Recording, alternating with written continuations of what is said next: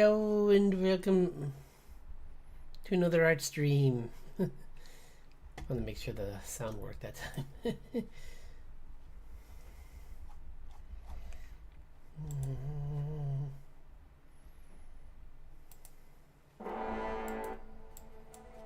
Okay.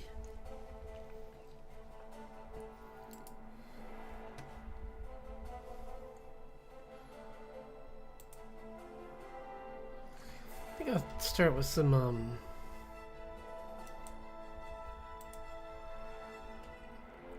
anatomy, and then I'll move into the vehicles. So, hope everyone is having a good day. I have no caffeine today, so I don't know how long I'm gonna last before I burn out, but we'll see.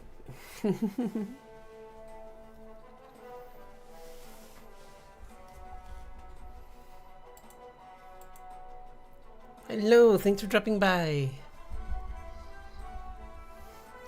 Doing some anatomy studies again today. I'm gonna do some warm-ups right now, and then I'm gonna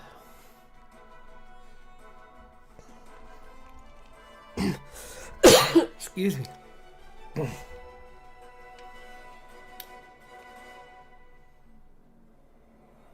I have any?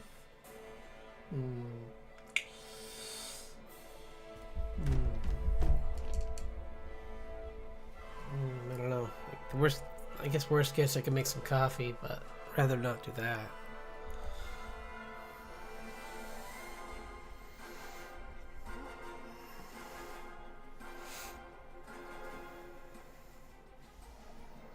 I don't know why I'm doing this right now. I shouldn't start with hair. Let's try some other things first.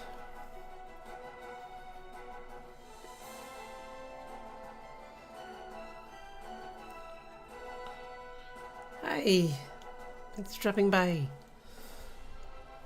You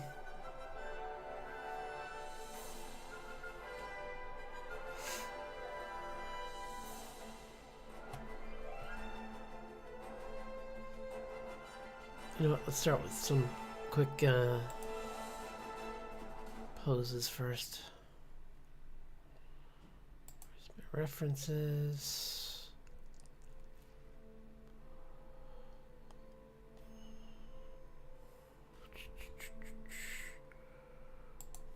Okay. Try something different this time. We're going to use quick poses.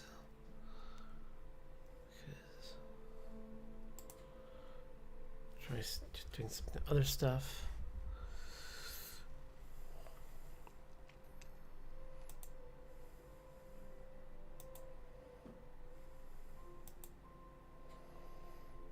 Okay.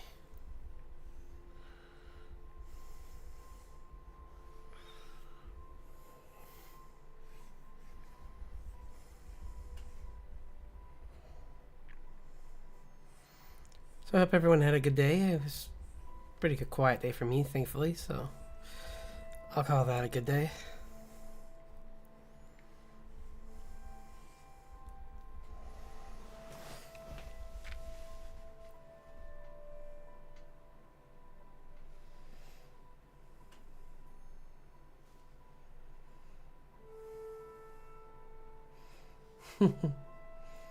Right.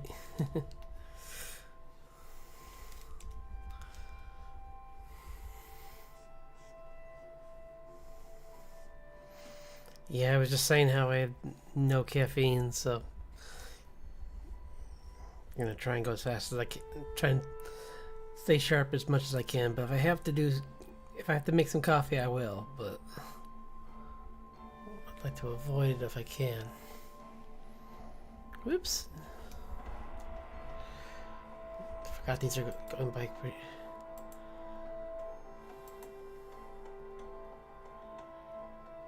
Ah, wow, yeah.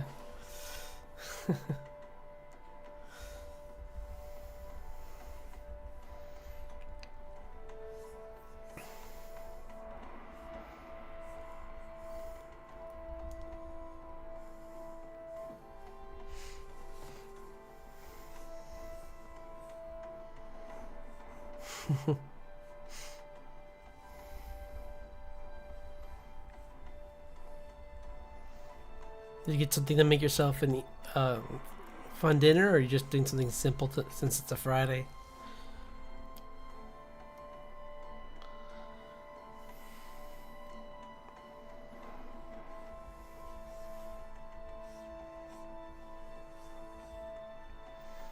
Because I just had a pretty simple dinner because I was tired.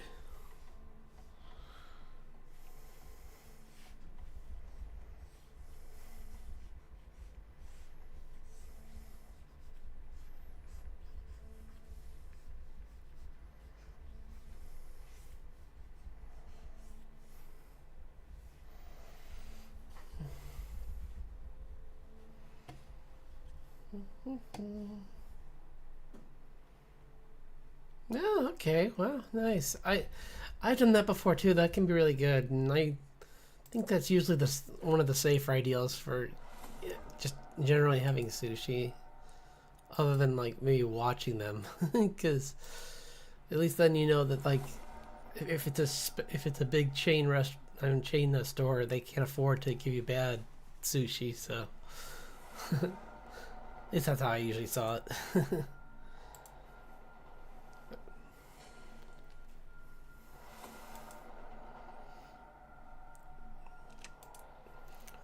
Plus, if you get the one from the store, it sometimes has a really nice mix of stuff in there with it, so you can like you don't have to worry about having all that stuff.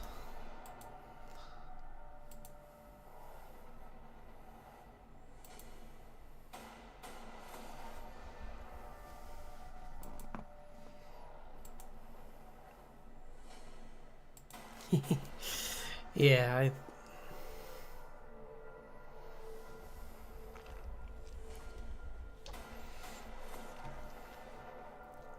the only problem is that I don't know about for you. You must maybe it's just better for where you are, but like those got so expensive after like in the last few years. I mean, they were always a little bit expensive, but like I guess compared to like if you're in the mood for something pre-made already, it's at least it's not like $20. So there's that at least.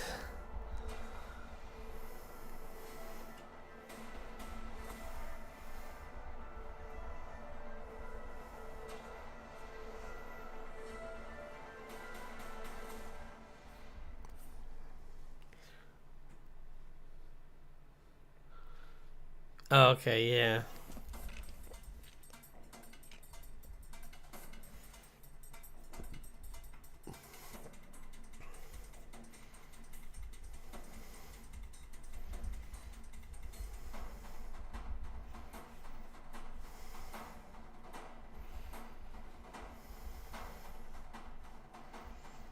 I hope it's tasty.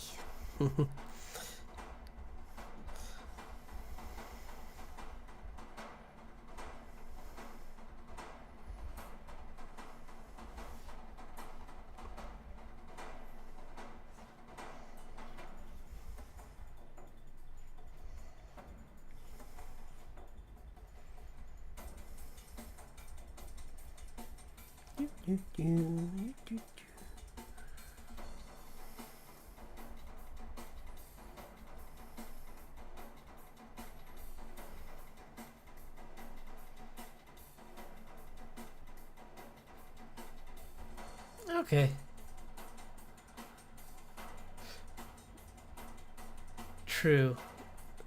Yeah, I could see that being a thing, being a factor for sure. Cause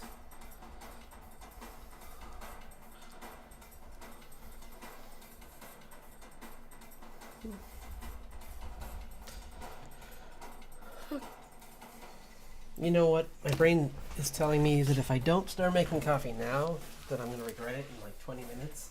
So I'll be right back.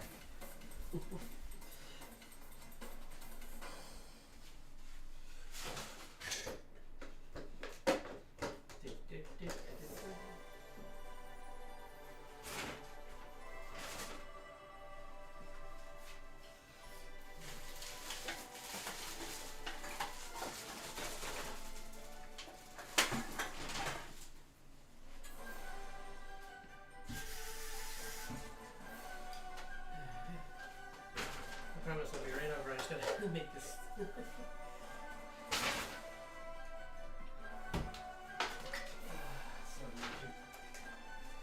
You're making me crazy, coffee.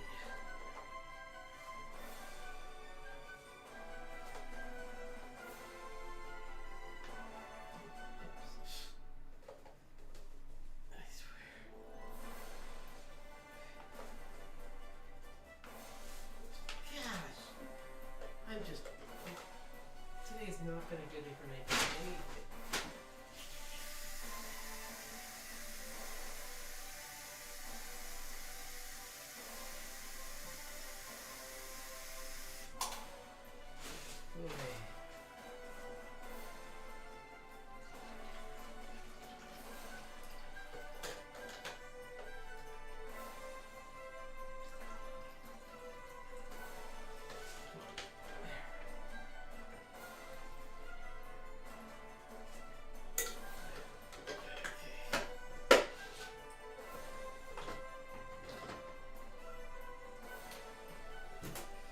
Okay. It's brewing. I figured if I didn't do that, my brain would just be like, nope, I'm done.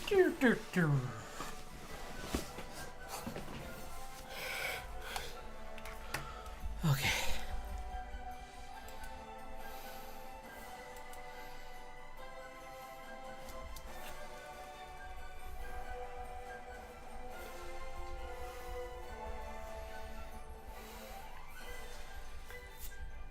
So thinking about renting that movie Flow this weekend because I hear it's really good. It's that one about the cat. And it's like a totally, I don't think there's any dialogue in it at all. So it sounds kind of like, what's it called? Orange Turtle? Orange Tortoise, I think. The one about the giant tortoise that turns into the woman and then back into a tortoise later on. It's like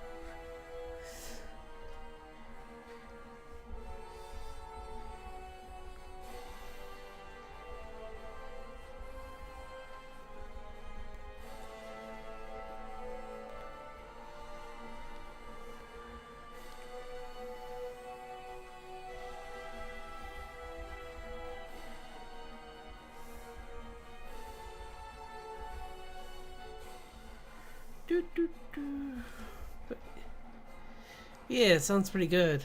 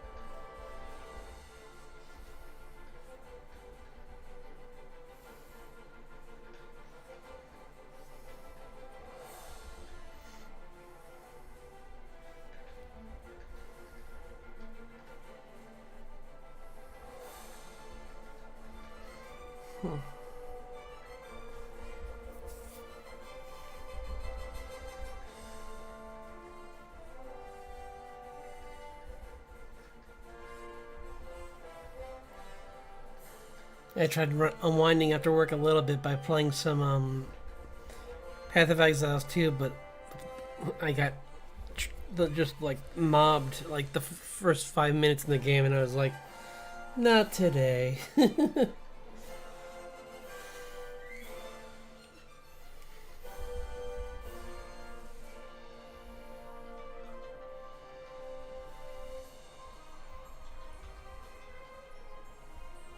I'm glad I talked myself out of getting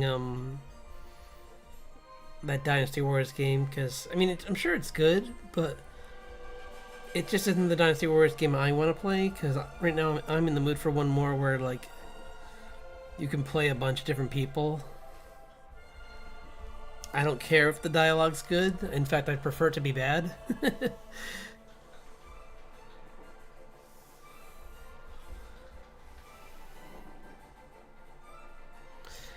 Well, it's more like the yeah, and my hopes were a bit unrealistic because I expected that game to be that polished and have all the characters still accessible. And the way they did it is they made one character accessible, and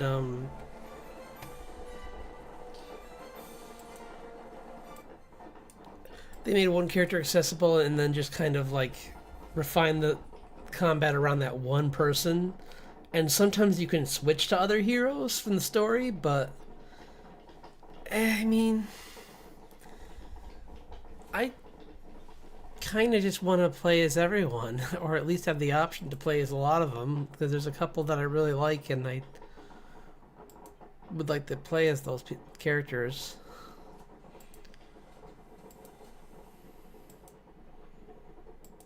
So I figure I'll just wait till one of the other ones is on, one of the previous ones is on sale.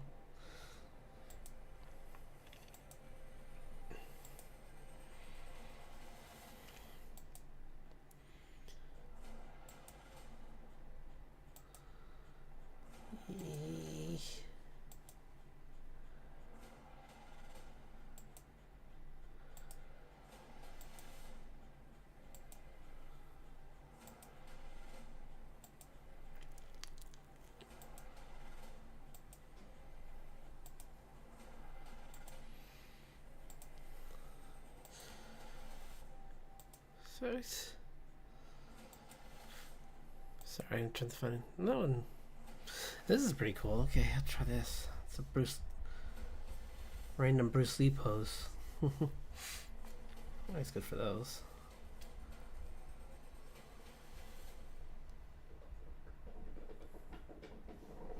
Or someone parodying one anyway.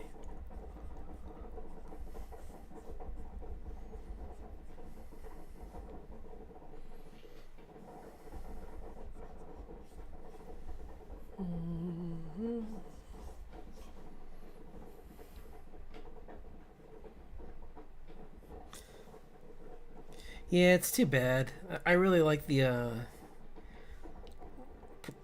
being able to just like play through the story from a whole bunch of different points of view.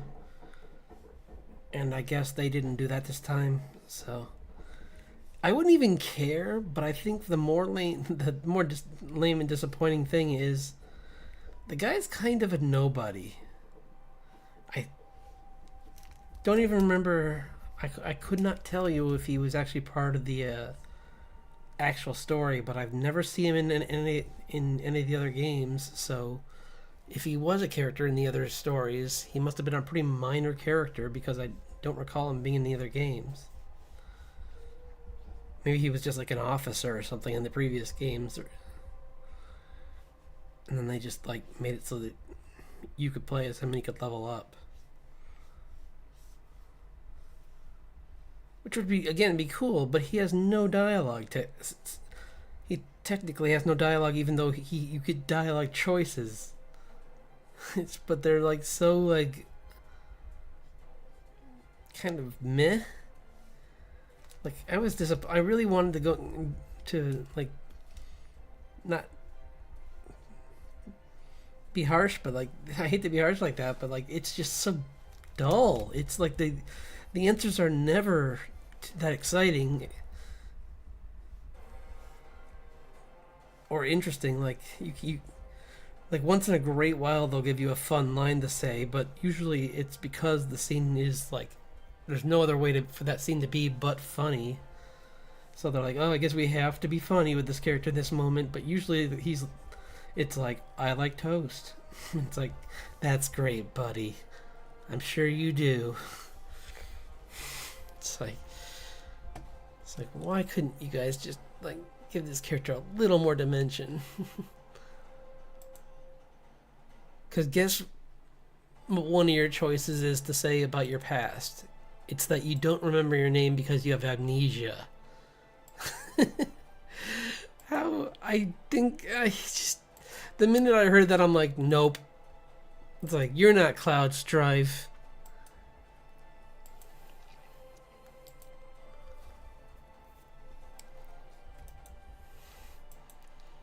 You're not even a D-list Final Fantasy character. You wish you were a D-list. Like the you know, I don't really I can't with confidence name someone who is a D-list in Final. Maybe one of the background characters would be. Like, like for instance, I love Final Fantasy IX, but I could not tell you the names of the other thieves in the beginning of the story. Like, you have an entire fight tutorial at the beginning of the game with the chief of the thieves, and I don't know his name. It's like, okay, a guy with a funny face, and he wears a mask that looks like a dragon at the beginning, and I think he makes it through the game. So anyways, there's Vivi. It's like,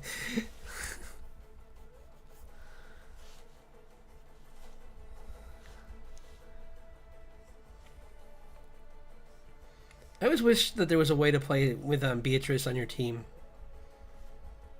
because Beatrice was awesome.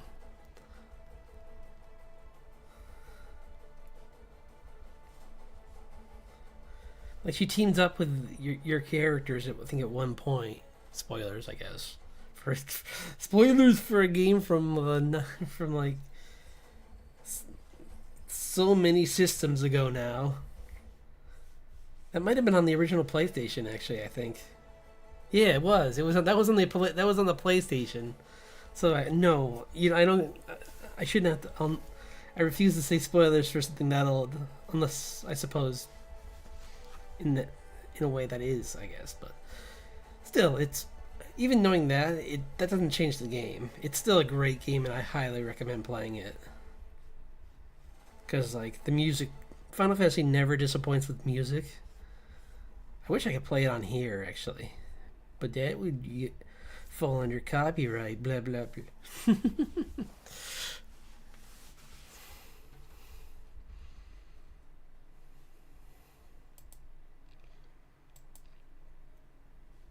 Oops, I'm gonna pause it right now. I'm gonna get my coffee.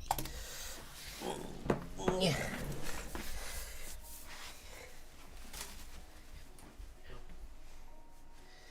Yeah. Yeah. Where's my thing? Where's my thing? Where's my...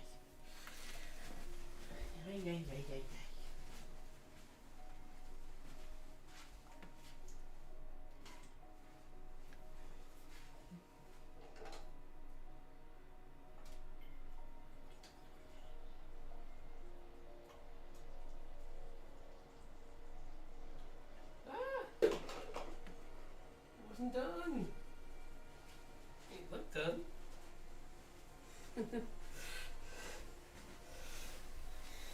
Yeah, at least I got some coffee in either way.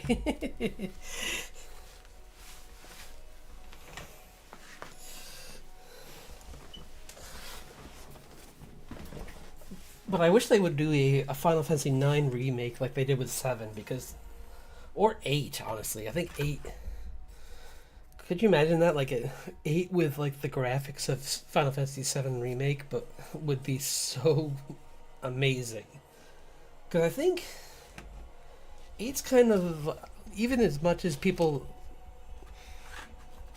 don't talk about, like... I feel 8 is kind of like the 5 of the newer of the 3D games, where like it just, if it had more graphics or if it had like a little more content. Yeah, because all they would have to do is fix, if they want to stick with the junction system, they just need to fix it. It was very broken. Because it was based all around like finding the right spells, and it was really, I didn't even, if they had explained in the game that playing the card game is the only way to be strong in that, excuse me, false alarm, I thought I had to sneeze. But if you had to play, if they revealed that, like, oh, by the way, if you play the card game, you can be really strong early on if you just like go nuts, and kind of like with, because at least in like in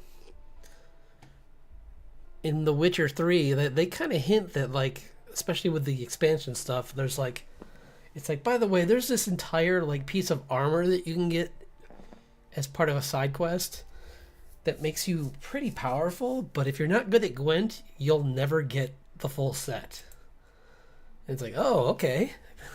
I didn't know that, so I didn't end up getting it, but if I had, maybe I would have played a little bit more Gwent. Whereas it's same with this, within, I mean,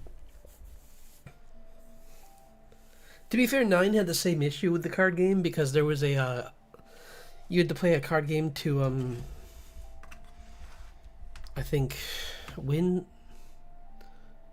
Oh no, with 9 it was the auction house mechanics. Is that what you had to learn? Because in 9 the auction house was like, if you didn't know how the auction house worked and how you could kind of cheat it by like just waiting until the last second and then bidding a little bit higher, and in 90 in like I can't remember the odds, but it was very likely you'll win if you just waited.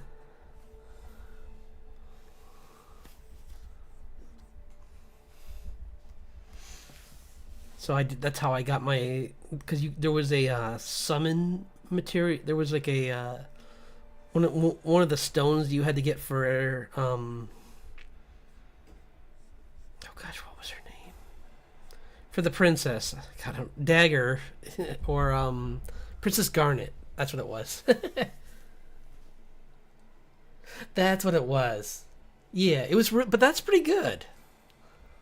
That's better than trying to like just like have the money and hope that you win. What's funny is I I got all the way to there, and then I sold one of my original weapons for my my dragoon character, the woman who's that mouse race. I forget what they're called, but I was so angry at myself for doing that, because you can't get her weapon again. it's just gone. And I was like, oh no. It's like, what have I done? I looked everywhere. I was at the end of the game essentially, and I was close to the end of the game, and I was like, oh, okay, in the next act I'm gonna go get her. I can get a stronger version of her weapon. I can get her ultimate weapon, but you need her original weapon. And I was like, okay, I just gotta look through my equipment. Oh wait, I sold that a long time ago. Oh no. It's like, what did I do? Why?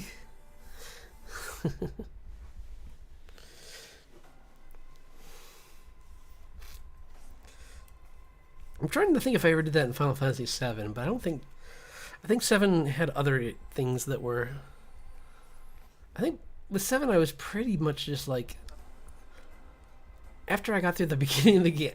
Oh, you know what 7 was with me is I got lost at the very beginning of the game, because you have to navigate the train station, and I couldn't find my way out. So I think I left the train station at like level 28. Trying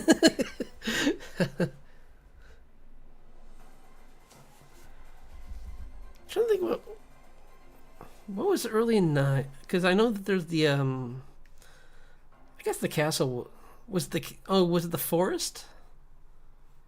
Because I know the forest was a little bit weird. Or was it the? I'm trying to think what part of it 9.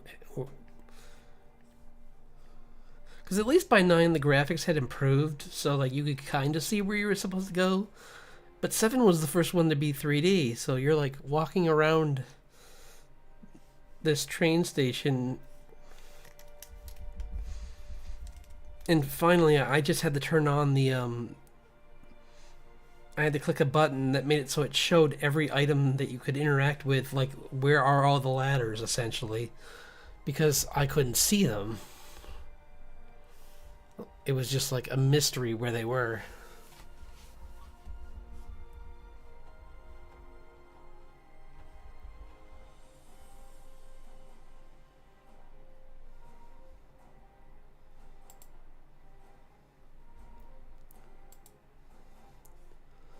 But yeah, that was. I'm trying to think what 9. My problem with 9 was that horrible mini game at the end of the game where you had to play as the king, and you had to play red light, green light with that little monster in the cage. That part made me so angry. Because everyone's life is on the line, and you're trying to get him over to a lever. And I'm like, you stupid king. He's in a cage. He can't go anywhere. Just run. Wasn't it? I got so mad. I was just like, just move it.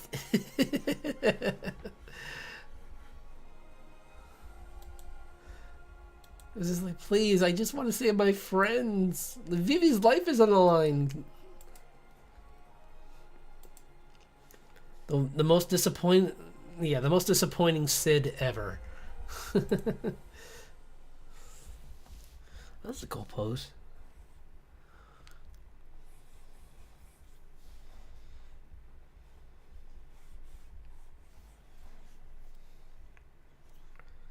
I'm like, how dare you take the name of Sid in vain? The Sid I know is like Harrison Ford, and he swears a lot. Or he's, I guess, a principal that raises a militia against his girlfriend, who has a bigger militia. It's like, you're such a weird story. A fun game, but weird. I love the music in 8. And the side story with the characters from the flashback, oh my gosh, I forgot all their names, but that was really interesting. How like, I think the only thing in 8 I didn't like was the revelation of how everyone knew each other was a bit soap opera-y. But I didn't care too much. Final Fantasy usually has like very unique ways for people to connect to each other, so I was like, fine. It's like, how do they know each other? Okay, this totally unlikely scenario? Sure, why not? We've done everything else in every other game, so why not this? I don't want to spoil it. But yeah, it's pretty bonkers.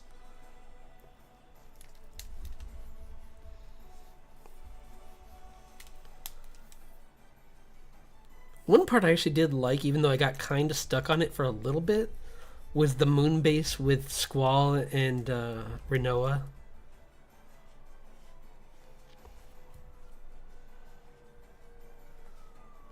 Mainly because it forced me to learn how to play as Renoa. Because I kind of avoided playing with her because I'm like, she doesn't have any good things. She has Doggo. That's it. And I don't want to put the dog in combat. It's a good boy. It shouldn't be put in danger.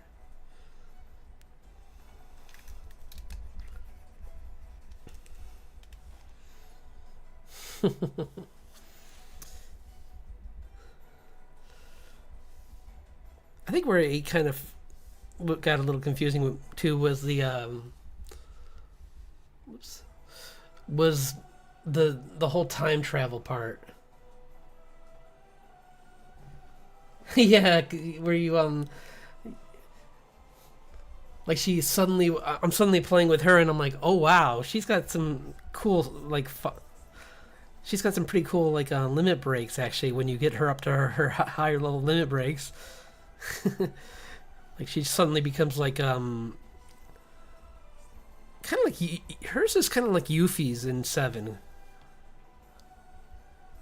where she kind of just unloads all of her magic at once, which is kind of cool, I guess. But I never thought of that as very interesting, because at least with 9, with Vivi, when he goes into his limit break, you really feel it with him. All the characters glow and their hairstyle changes or their outfit changes. Like Vivi's cap goes from crooked to just straight up, like starch went through it. Like his chakra is just made it rigid. And then he can cast magic double the amount of times, which was pretty awesome. Whereas with her, I mean, don't get me wrong, some of hers was pretty good, but again, because of the junction system, her limit break only hurt her because some of the best magic was best to use to strengthen your characters. So you would end up being it's cool, I just cast Ultimon on this dude and he's really hurt, but I just got rid of 20% of my strength because I cast that. So oops. It's maybe in the long term that was dumb because it's hard to get that magic. Because you have to find it and junction it, and it's annoying. It's why couldn't they just make this easier?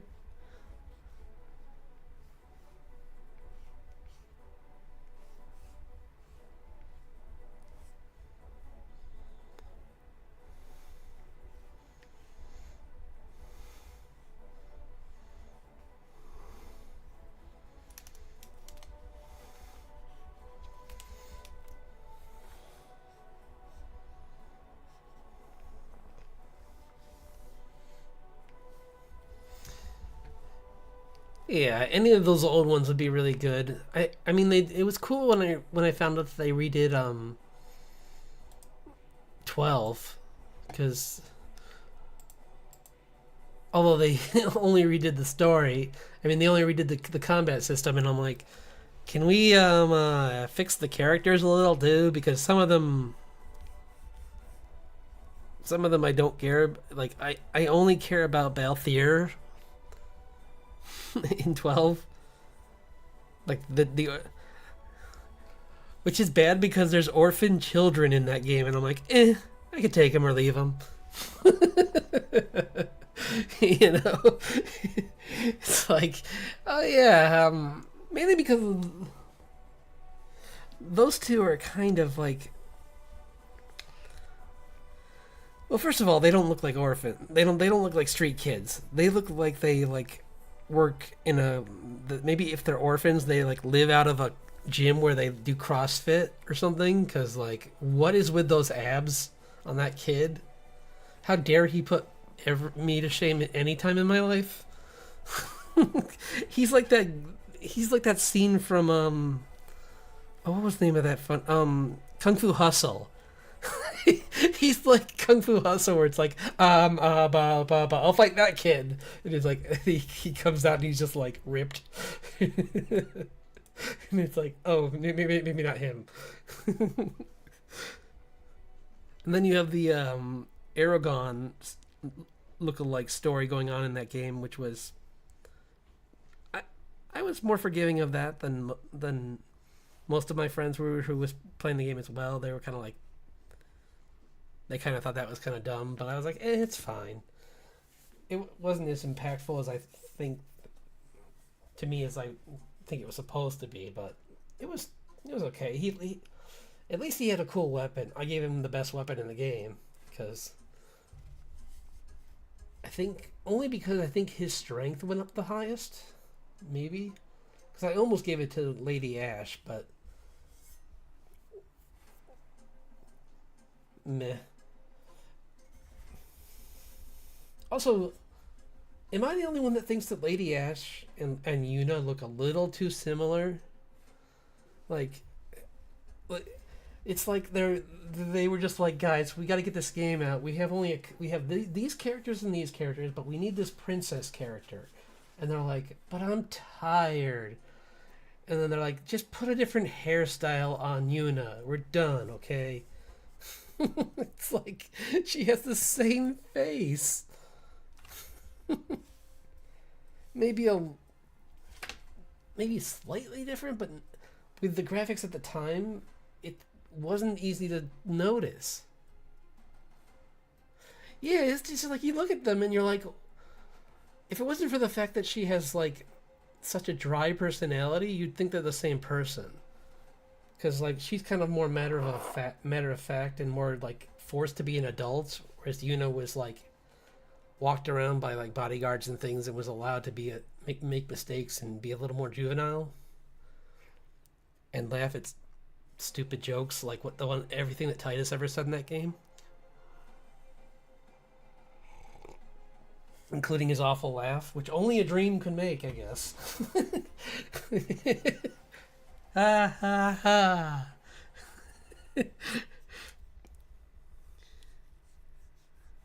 I like how even in the game she's just like, you can stop doing that now, please. You're making us all uncomfortable, and then he keeps doing it.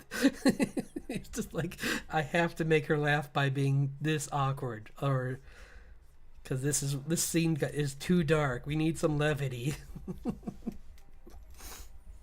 I'll be the clown if it means that she can laugh, and I thought that was a sweet moment, actually, in a way.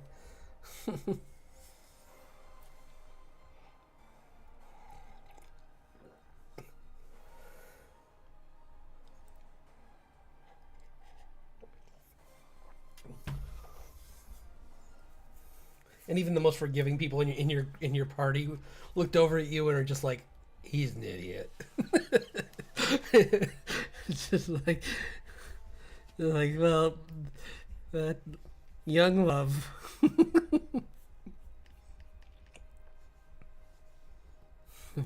He's so dumb.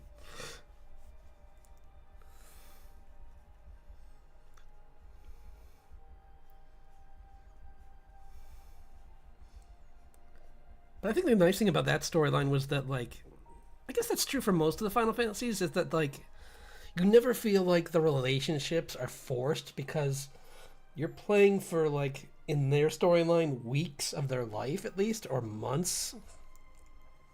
So these people have been, like, living with each other for, like, almost a year at times or more. So, like, their relationships are believable in that way.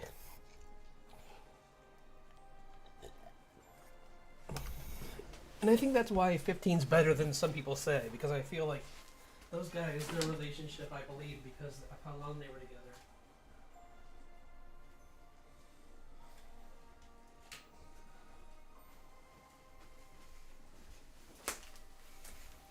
I just think that game's only bad part was the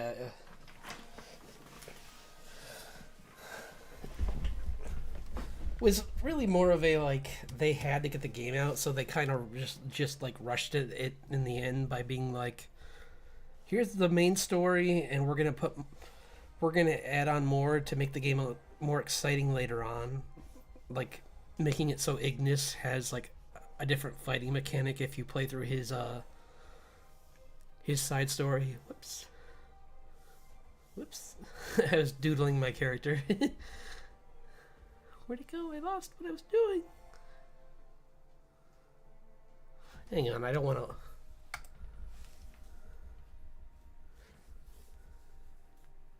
Yeah. Screen's gonna disappear for 1 second again. I just have to check something. Nope. Nope. Okay, there it is. Okay. I was pretty sure I was safe. I just... let me... Yeah. 15 was... I liked all the characters. It's funny that you got to play Wingman in that game for... oh my gosh, what was his name? The blonde kid. Because he wanted to hit on the mechanic girl. And it's like... And you just had to be like, oh yeah, I'll help you with a... We can do like a dry run, and you can work through your ideals with me, and then you can talk to her. I was so nervous I was gonna mess that up. I'm like, no, he has such... Especially later on when you find out more about his life, you're like, he needs this. He so needs this, and so does she. They both have horrible lives. They need some happiness. Let her get with the doofus. She needs to laugh.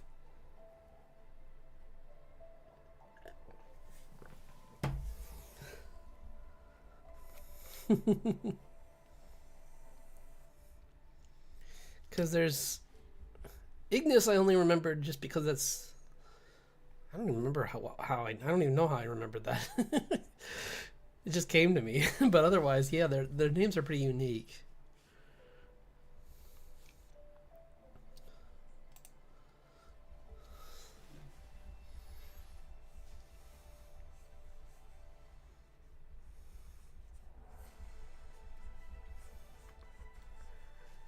But with 9, one of my favorite scenes had to be the and I have this. I used to have the song. I have to get it again, but it's the electric guitar song that plays at the end, at your most like vulnerable moment.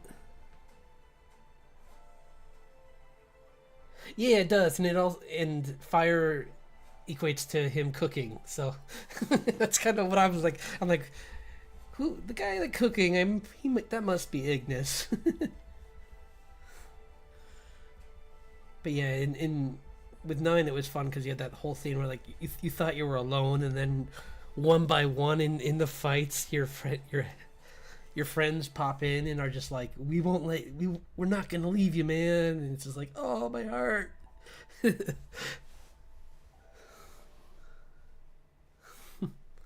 And even with 15, they kind of had a moment like that too, to a degree, but it was more like over.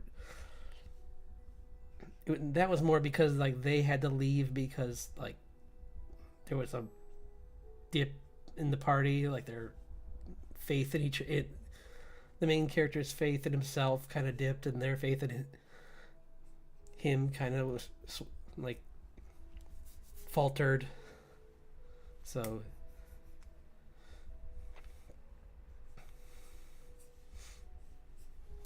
I think the only goofy thing, the DLC they made for that game, was the ramen DLC that you could buy. That like, what did that even do? Did that do something to boost your characters, or was it just stupid? I can't remember. I think it was just dumb. I don't think it gave you any boost, and that's why people were mad, because they like paid money for it, and then they're like, it doesn't do anything.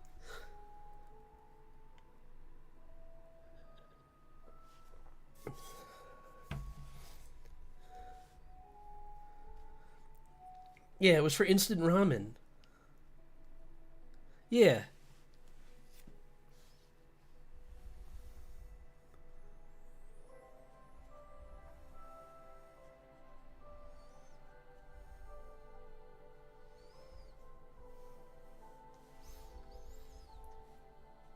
And in that game, I cheesed the final one of the big dungeons where you get this really good gear, because I almost lost my mind trying to do it the correct way.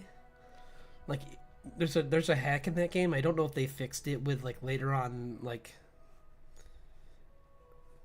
patches to even the PlayStation version, but like you could like if you did, I can't remember what it is. It has to do something with like how you approach the dungeon, where like if you do it a certain way, you can get into the dungeon with dashes. So like, because if you don't, you enter the dungeon and you have no dashes, and you're just walking through it and trying to like use his horrible jump mechanics.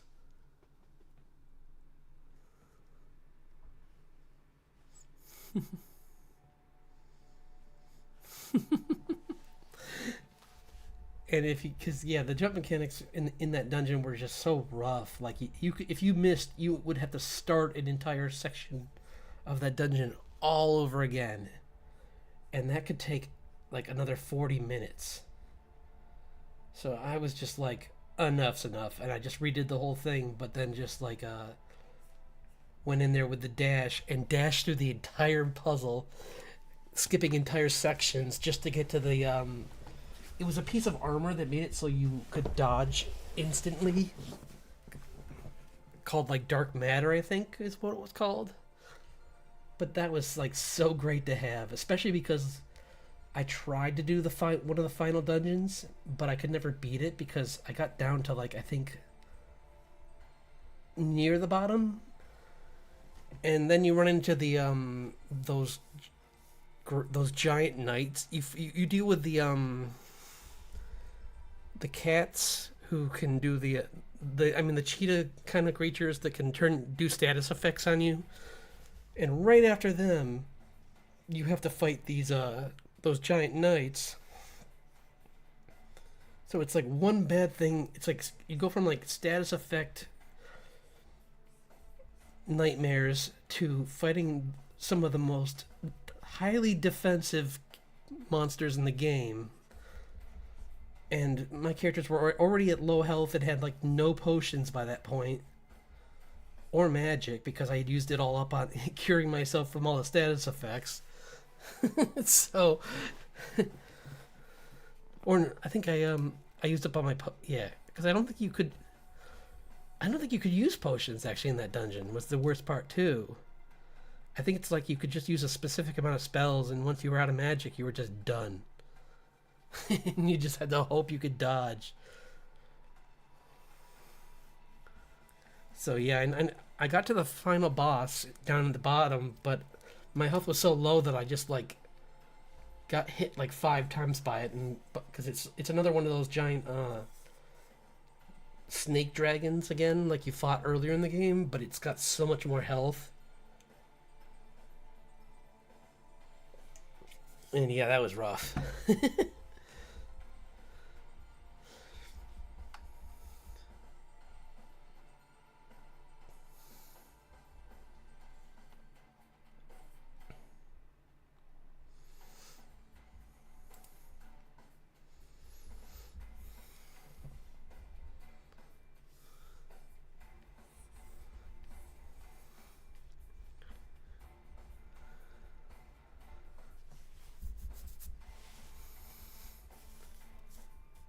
And then the thing is, I don't know really what that adds to the story, though. Like, I don't know if you get anything like. I think there was something good down there, but I think it's mostly just for the challenge. Because by then you're so close to the end of the game that like it kind of is just like an add-on more than anything else. Because I mean, I beat the game and then I went back and did that, so.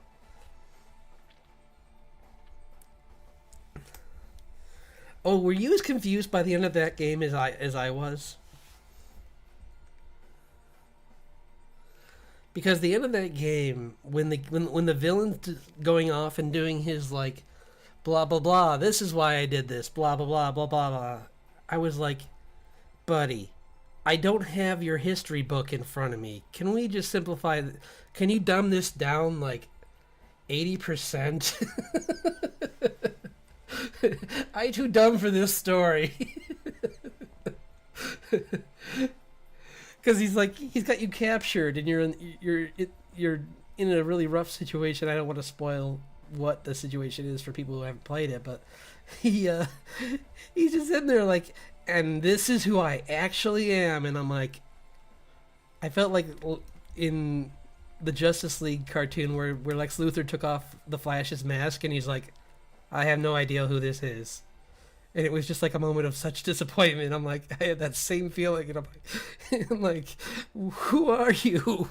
I didn't read that chapter. And like,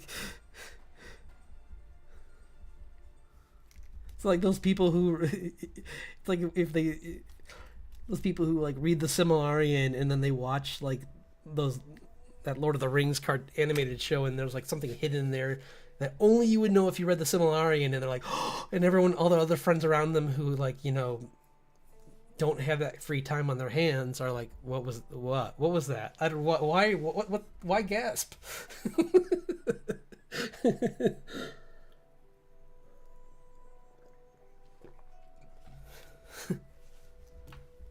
Because like he's just like, this is who I am, and I'm like, cool, but could I pretend I don't know who that is? Because I don't know who you are, who that is. It's like, I'm so sorry. I'm gonna take some steam out of your like momentum here, and can you like give me a little history lesson? I know you're like an immortal and everything, but pretend I don't know who you are, because I don't know who you are.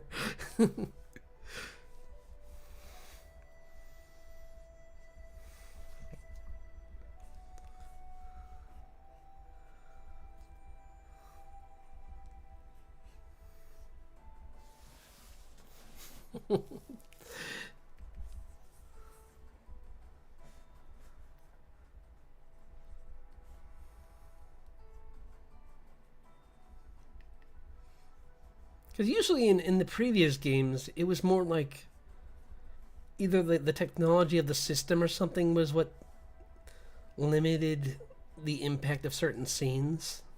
Like Nibelheim in Final Fantasy VII, the original game, was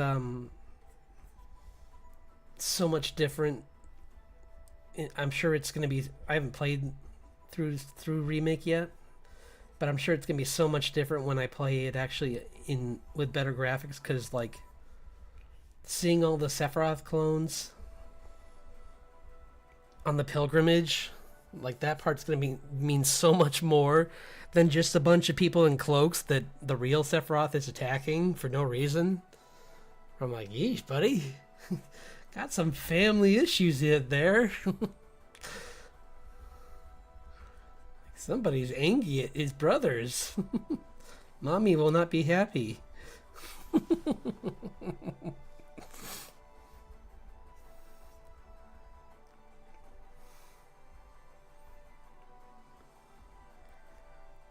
One thing I am curious about with the expansion is it's hard to even ask this without being a spoiler, but like Tifa's memory, they have to explain that she doesn't remember things too, right? Because if I remember correctly, she kind of did, but then gaslit Cloud through the whole game, being like, "Nope, we lived here together, and I don't remember anything weird about the past." Do. Yep. Let's go back and anyway. Let's go and let's continue our quest and ignore the fact that I should have memories of this that counteract what you're saying. Yeah, I think they did. I think there was something that they said where she was kind of like, it was like she had a feeling, but it wasn't 100%, so she never really said it was. She I think she was worried that she was wrong or something, or I forget.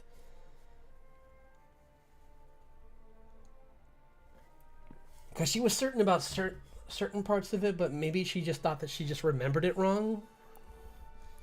Because, I mean, everyone does that.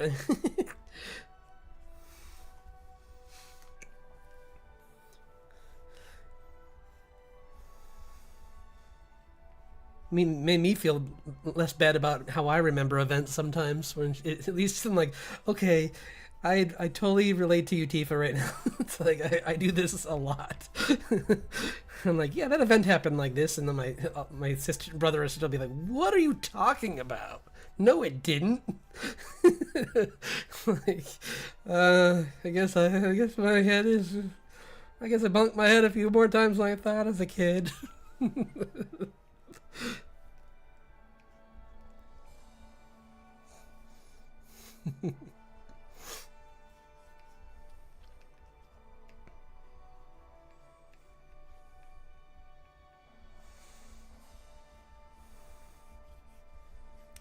Final Fantasy as a series is just so much fun. I love talking about it. It's those are just so much.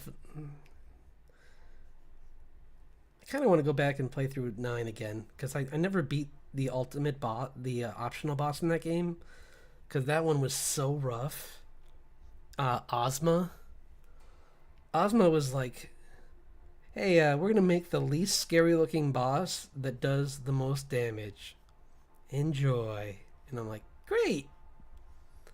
At least it won't give me nightmares." Oh my gosh, look at those numbers. Now I have nightmares because of numbers. It's like it's like, oh, it's not scary looking, but it can do spells that will give you nightmares forever. Like if you attack it wrong, it just crushes you like the ant you are to it.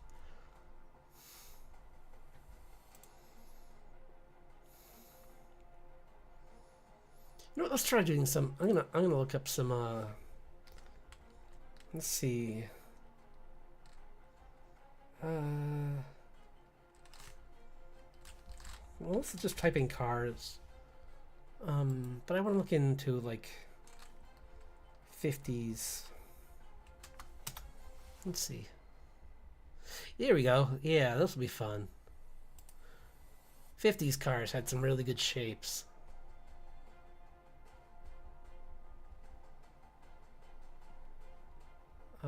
No, I don't want to look at this. There we go. Okay.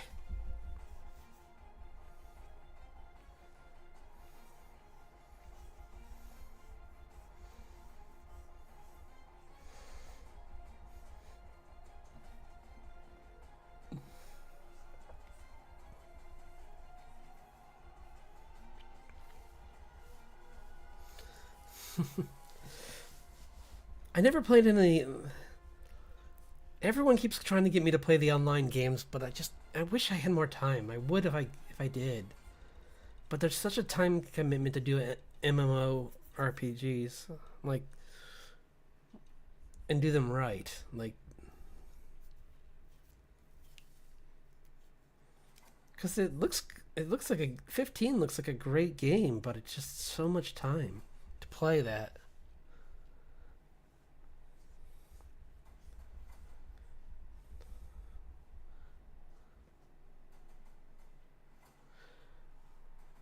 Because I played through World of Warcraft, and I remember the time I lost. It was just like I got up to level 70. I think 76, and I was like, I'm good. It's like everyone's like, no, no, no, you should play some of the newer stuff. I'm like, nah, I'm good, buddy. It's like I just don't have the time anymore. It's just get beat up by a different variant of a monster I fought like 20 levels ago. I mean, the bosses were always unique. I'll give them that. But the monsters themselves in the dungeons were usually just like rehashes of things earlier in the game. So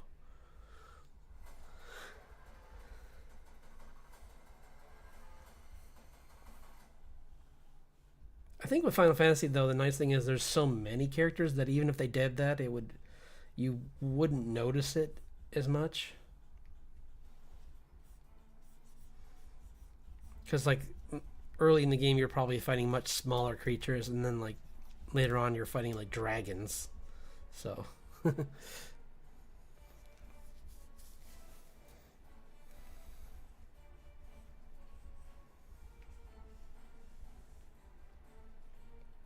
This is just going to be a rough layer where I'm just gesturing a car because I don't draw cars.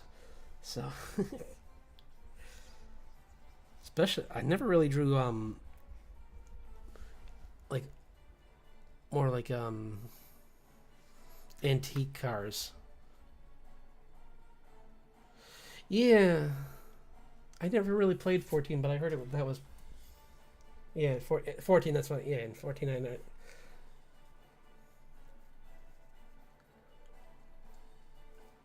and I haven't given 16 a try yet because I heard that the story was, I'm not sure what I heard really. The problem is that like it seems like the more of those that come out, the less people I know that are playing them. Like it used to be like everyone was playing Final Fantasy, and now it's like with all the other choices out there, people are all like I think I talked to, I mean I listened to like a few game reviewers that actually played through the entire game.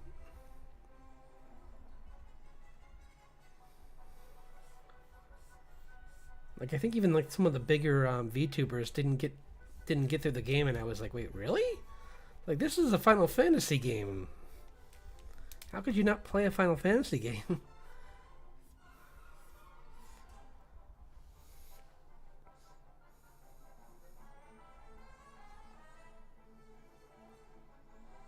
Yeah, I thought the combat looked good, but I didn't really hear much about the villain, so I kind of didn't want to touch it because if no one's talking about the villain, that means they're not interesting. You know? Like, you can't. Even some of the lesser villains in some of the old games, people still talked about them.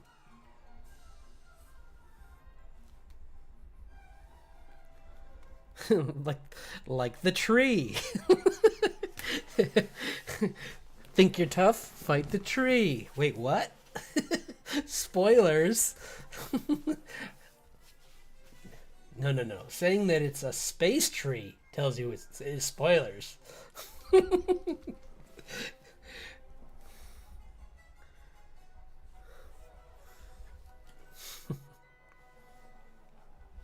I think that was that 4? I think that was 4. Because that was the one with where your friend is just named Dragoon.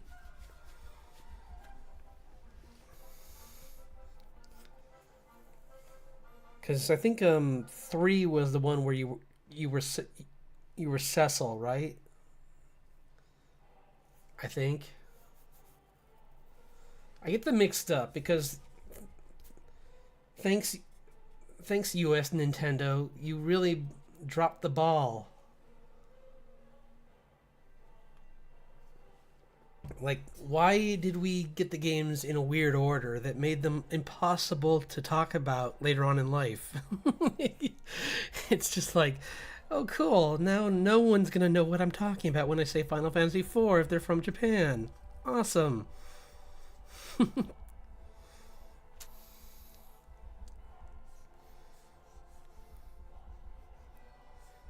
Because they released them differently, and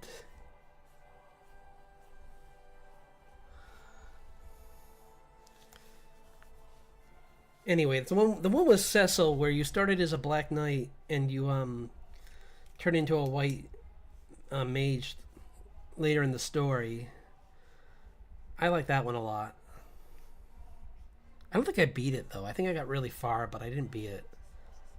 Like it was hard enough getting through the story point where you change into the white mage. That was a really rough fight against yourself.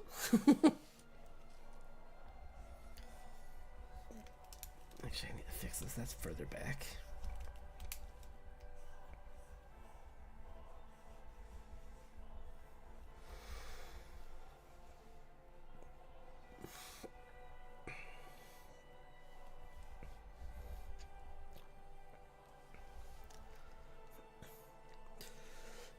Yeah, for sure.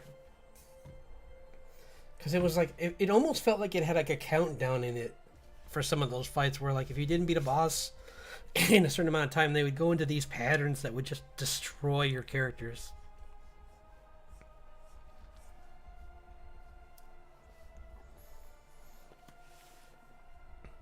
6 was really good. I think people always think of 7 as the best, and it was a huge jump forward, but I think people really should give 6 a try. Especially now with nostalgia games being such a big, being much more popular. Excuse me.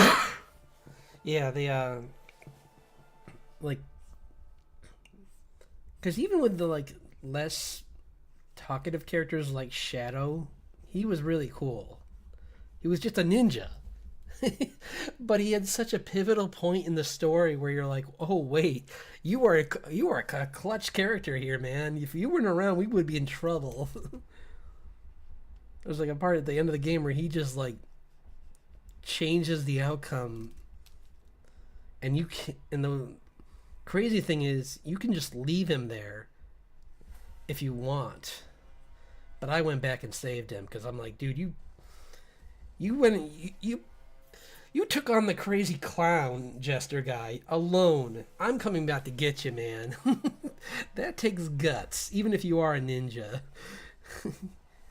He's almost a god at this point. So the fact that you like pinned him down and let everyone escape, like, I'm not gonna make this like some kind of selfless sacrifice at this moment. I need you later in the game. You're not coming off my roster. It's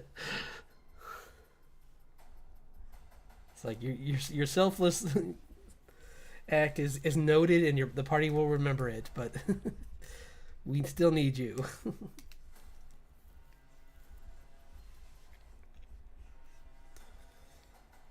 Because then there was that other. Was that the same one?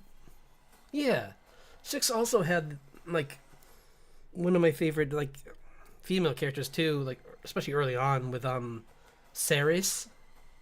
She was so cool. Like the whole game just starts with her, and she is like, you get this power trip kind of with her at the very beginning where she's like in that power, she's in the mecha suit and she's blasting monsters. And like they actually recreated that boss fight in 7 with the mecha scorpion, because it had the same mechanics as that one. But my gosh, that was such a good fight. And the funny thing is that Biggs and Wedge were your teammates, which I think that might have been. No, I think Biggs and Wedge went back further than that. I think they were actually in 4, but I think 4 might have been the first introduction to Biggs and Wedge.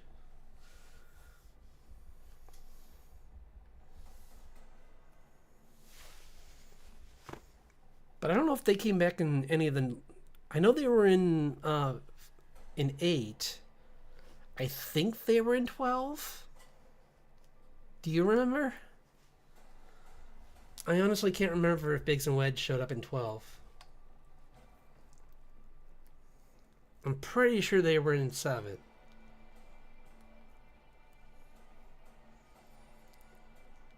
Like I remember them popping in some form.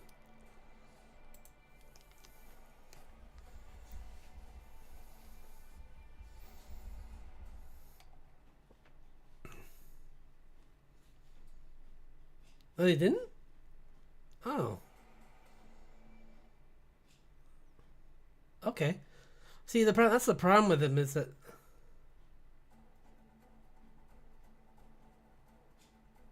Oh, in 7 and 12, no. Okay. Yeah, because. Which is a shame, because all they would have to do is like name one of those Knight guys, Biggs, and one Wedge, and make them a boss fight, and that would have been pretty cool. Or something like that would have been interesting. Instead, they were just like, let's just use some random character names that people will never know or care about again. And I'm like, but I don't care. Why? It's like, this is your chance to put something fun in here.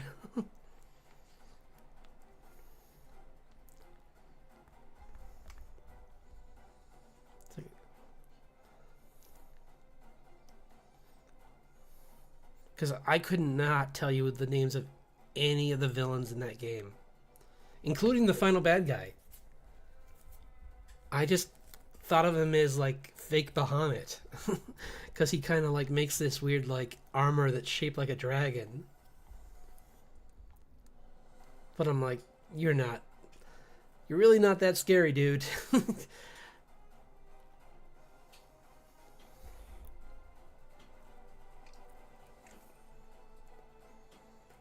Like during his like end of the game speech about like how he's gonna like conquer the world, or I forget what he was even doing.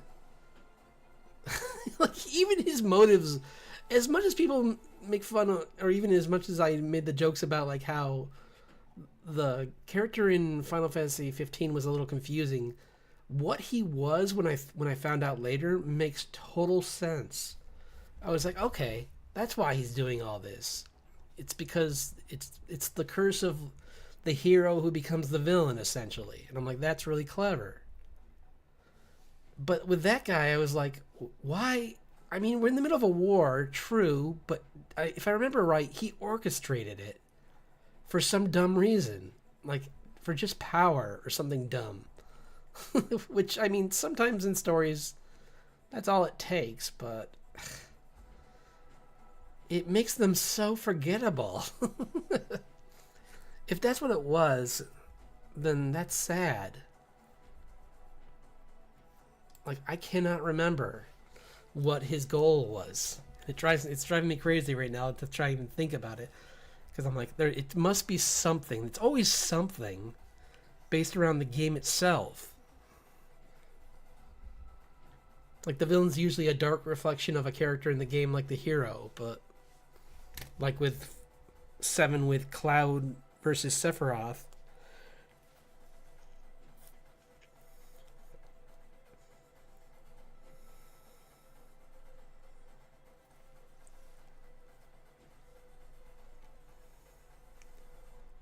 I guess 12 really wasn't though. I mean not 12. I mean 8 and 9 were kind of like fate itself. You were fighting kind of in different ways, which was the only part of 9 I didn't like the first time through. I kind of got it the second time, but fighting the final boss in that game, I'm like, who is this? And finally I thought about what the story was about, and I'm like, oh, that's why you're fighting this. It's like, because several of your characters are, their main fear is this. So this is the like avarice of this in life, kind of. But it could have been, but they're putting a lot of faith in the viewer with that, I felt. I'm like, kids will not get this at all, because I was much older by the time I was like, oh, okay. Because by then I was realizing how awesome it is, like the putting having a game with like where the main villain is such a nihilist, and then you have this party member in your team who could easily just be the same thing as him, but he's just such a chipper little dude. And it's because of who he met. Like he just had the fortune of meeting other people like him that were just like, yeah, we could go at any time, but we live every life like it's our last. It's like, just be happy.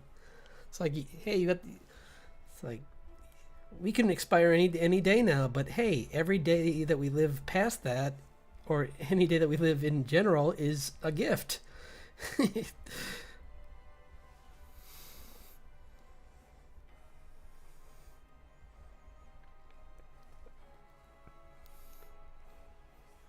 Meanwhile, Cypher's just like, I am a defect and I must destroy the world because everything's a defect. And they're like, nope, everything's great. It's like, hey, buddy, you want to have some juice? We're having a party in here. I think we talked about this, where I was saying, like, if they met each other, they would have stopped him from, if they had met him before he was on his quest and he didn't like use them as cruelly as weapons, then they could have stopped him from his mindset, essentially, and saved him before like a certain other character in that game corrupted him.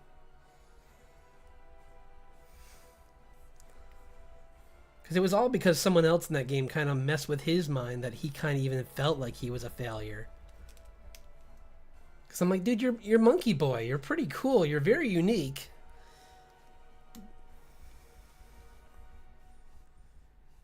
You're emo Monkey Boy. Chin up, buddy.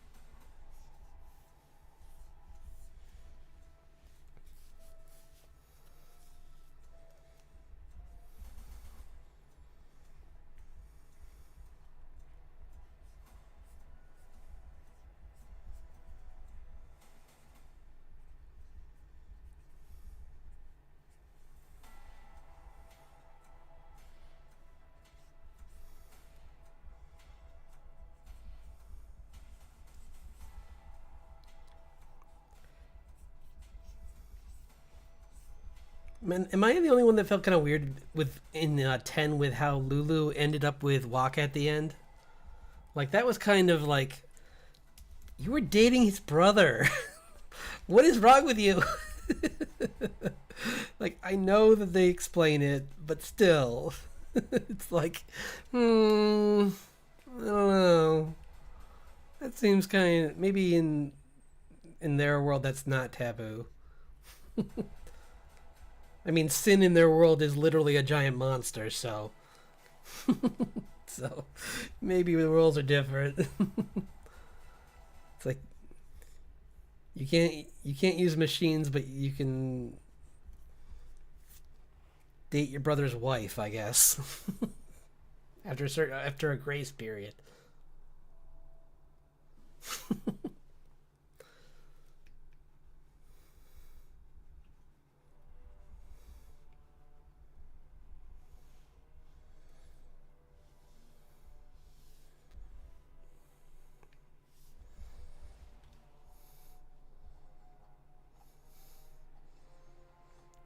So at that point, I'm like, Waka, you're a pro athlete. And she's like part of a royal like vanguard. They both have very vast choices. So why each other? Other than I guess the camaraderie, I guess. But still, they could have just ended as friends, and I would have been equally as happy.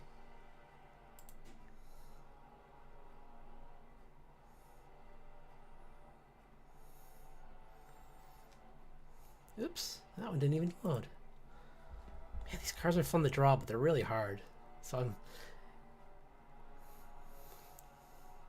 Ooh, this card's cool. This is a Buick. Yeah, this will be fun to draw. If I can get it to look anything like a Buick, that'd be even better.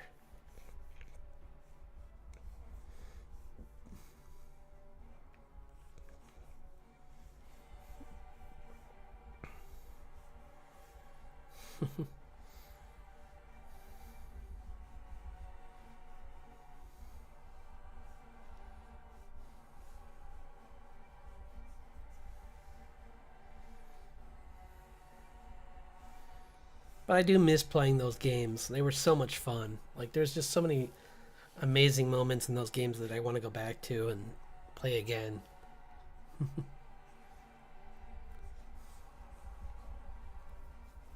One of these days I gotta play Final Fantasy VII Remake because Rebirth is coming out this year.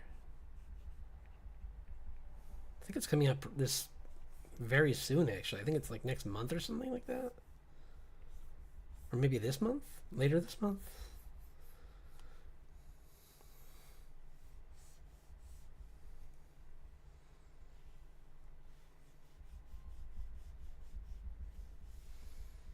But it sounds really. I mean, more of Zack, yes.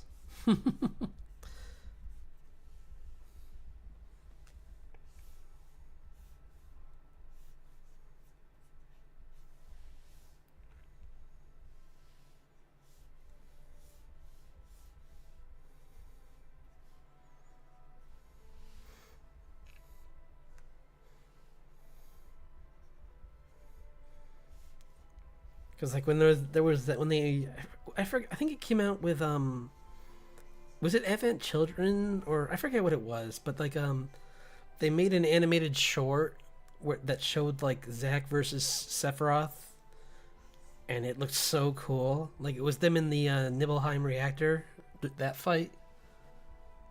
Oh, okay. Yeah. Okay. Wow.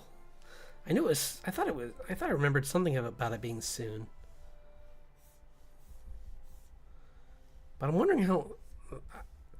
Because I think the first one went through all of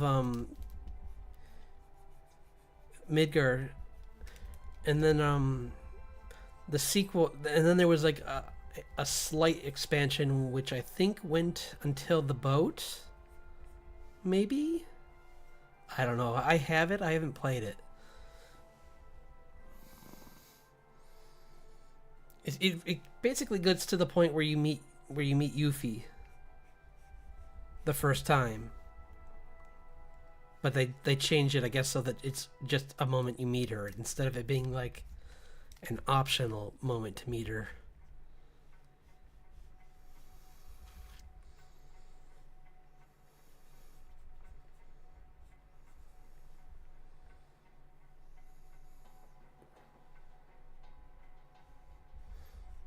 Because I could be wrong about this, but I'm pretty sure that in the actual storyline, I mean, in the development of the game, both Vincent and Yuffie were supposed to be in the game earlier, but like they had development issues and they had to like leave them out and then like put them in later.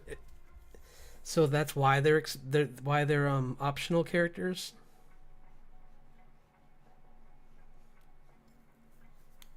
I think, or at least, well, definitely Vincent is that the case with him. I think Yuffie, there was parts of her story that you didn't have to do.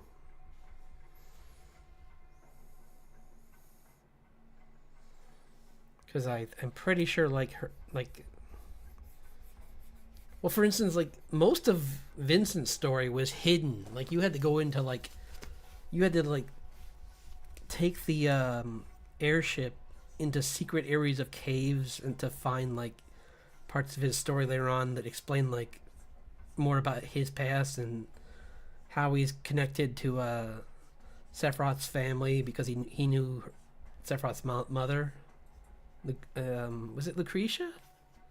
I think that was her name.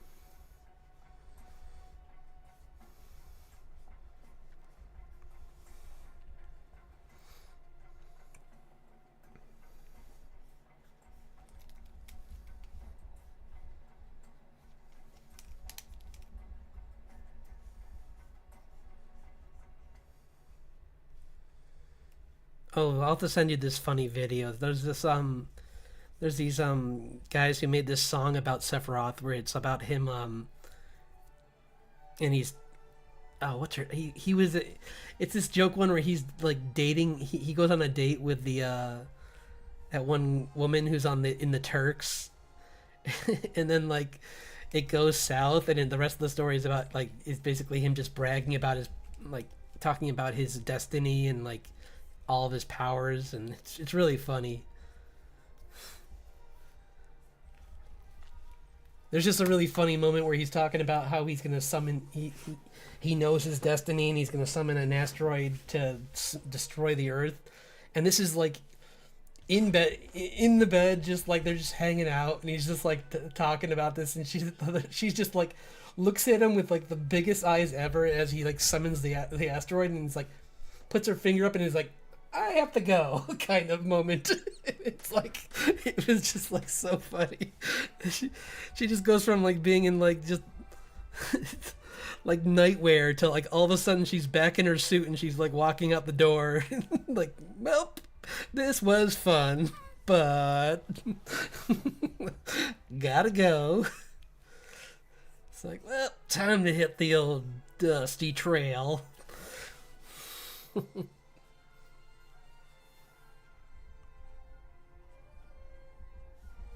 Man, cars are so hard to draw.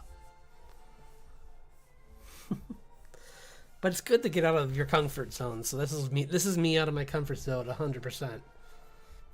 It's,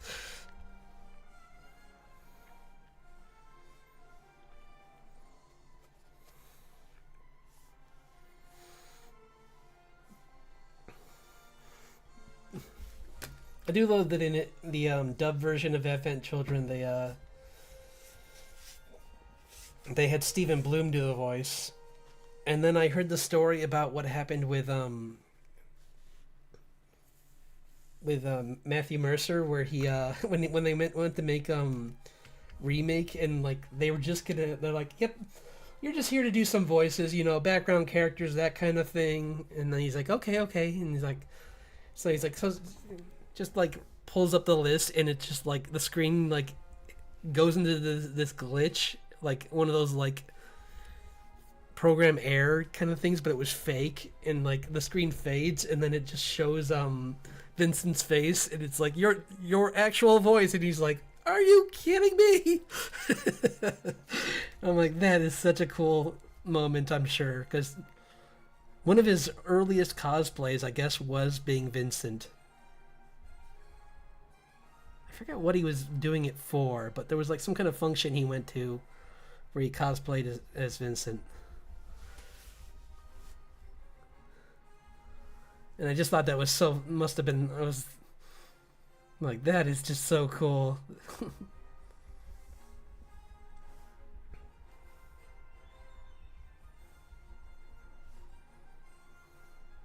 And if you haven't checked out Vox Machina, you need to see that show, because it's so good.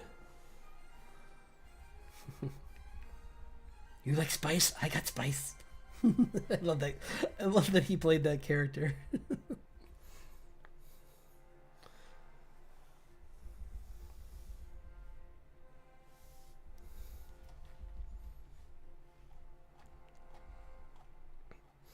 Because right now I'm going through old stuff on the Critical Role channel, and actually one cool thing I found was there's a video series on there called Pub Draw, where they had oh gosh, I don't remember her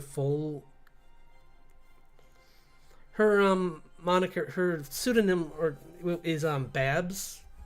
I don't know if you know who that is, but she's a really big artist in DC. Like she recreated Batgirl and gave her a look that like has been, she, if it wasn't for her, I'm not sure that it might have happened, but it probably would have been later with Spider-Gwen, like, because Babs doing what she did with Batgirl kind of, I feel, influenced Spider-Gwen a lot, in that like you had a girl draw a superhero and dress her like how a girl would dress instead of just like a girl wearing a guy's costume.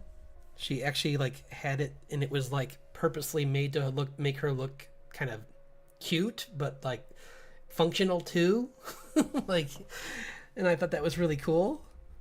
I'm like everything had like, there were like pockets on it and stuff, but it looked really functional and really interesting and different from Batman, because she's not an orphan that was raised by him. So why would her gear look like his? She's friends with him, and like her father's friends with him, but she's, I mean, later on more than friends with him, but that's a different story. But she, it would be very like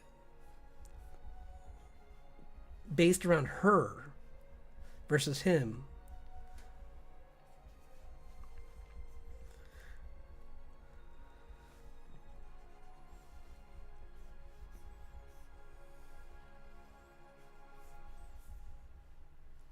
And for people who don't know, Batgirl and Batwoman are two different people. It's just in case you didn't know, because that might be confusing if you don't really know the comics. Because Batwoman's is a I think a war vet's daughter that like finds one of Batman's suits or something, and then like modifies it, but she uses guns. So She's very different.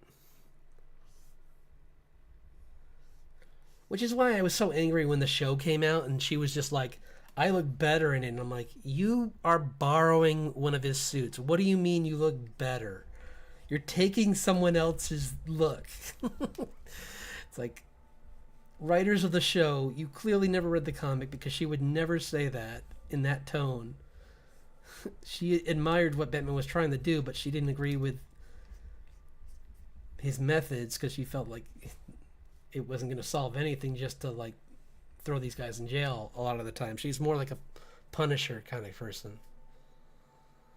Yeah, those execs want to be like, oh, I'm going to be empowering, and it's like, but that's not empowering to make her like she's lying to herself in that scene where it's like she's like, oh, I'm doing this myself, and it's like you're taking his suit and just not doing anything with it. In the actual comics, she changes it and like becomes, she's like she doesn't need any help from any of them. She's like got background from her father, like he helps her out. So it's not even like one of those dumb like things where it's like, ooh woo, I'm girl boss. It's like it's more like I'm another person who thinks I can do this better than Batman. And in some ways she is, in some ways she's wrong. So, which is why it's a more interesting story. Also, I'm sorry I said ooh.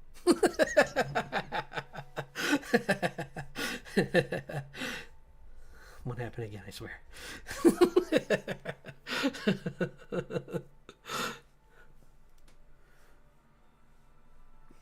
I'll make that a you have to donate a certain amount of money for me to do that again.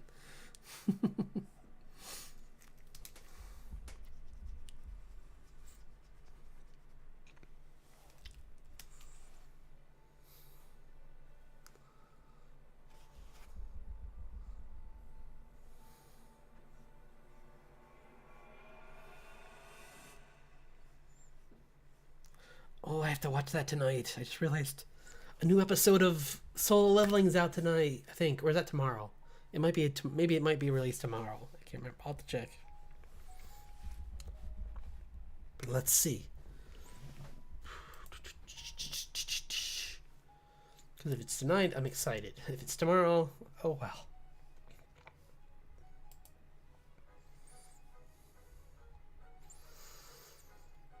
It's tomorrow. Oh well.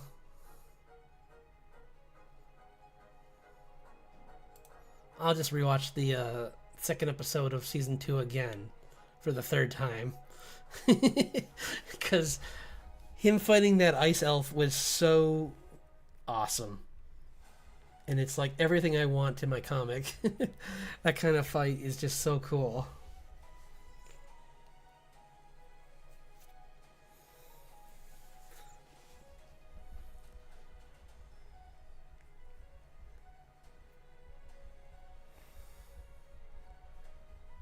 I am also curious to see when Dungeon Meshi is planning to come out again. I'm hoping it'll be out in the spring, but I'm not sure. Because I really want to see more Dungeon Meshi. Honestly, I might have to go through that again during the winter. Because that was such a good story. Like, one of the best animated D&D stories other than Vox Machina is that.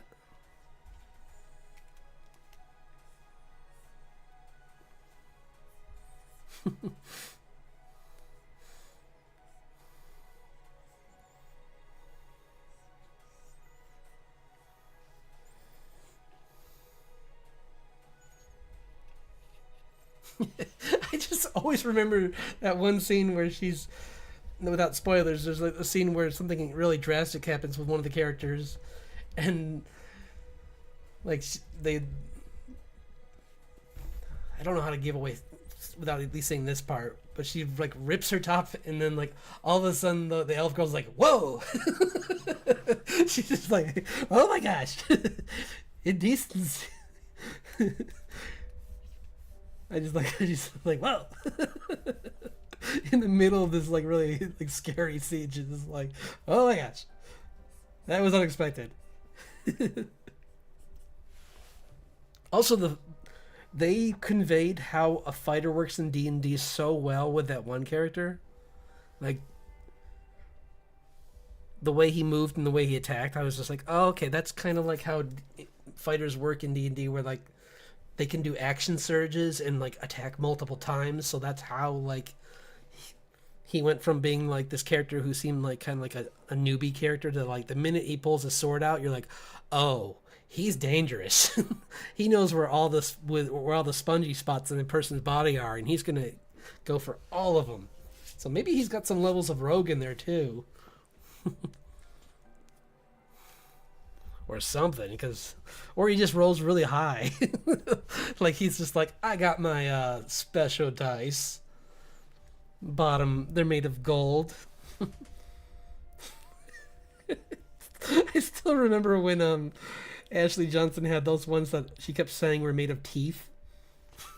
That was so weird. Like everyone's like, really? It's like, okay.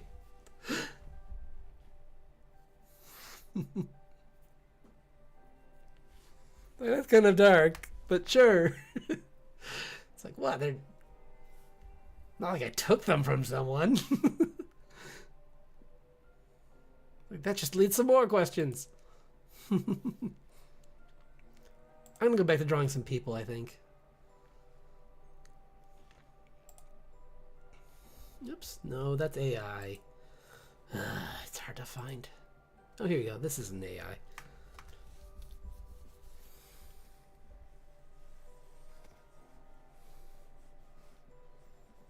I think the best way, other than what I said in that, I forget where I said it, but the best way to avoid running into AI on Pinterest, I think, is to just look for people, look for the users, and like make sure it's photography. Like and I mean, you can tell when it's AI, especially with what they have on there.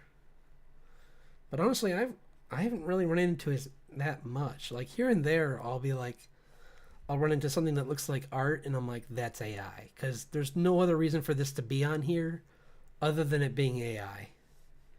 Because if it wasn't, they would have had it other places too. I'm doing a Raven drawing. So,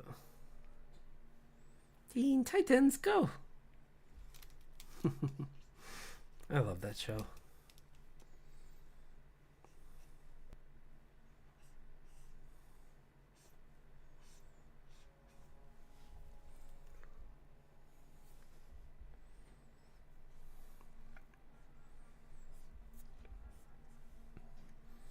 You know what they'll never make a remake of is Legend of Dragoon. That game was of its time 100%. No one will ever want to make a boss fight like that in any game ever again, because they know no one's going to try and beat that fight, because no one has that kind of time. Especially not for a mandatory boss fight. Like, if you want to make an optional boss that's like that, all the power, more power to you. But if I have to go through 15 stages or 15 forms to beat a boss at the end of a game, that's too much. I just want to finish the story by that point. Like, 4.5 is what I'll allow.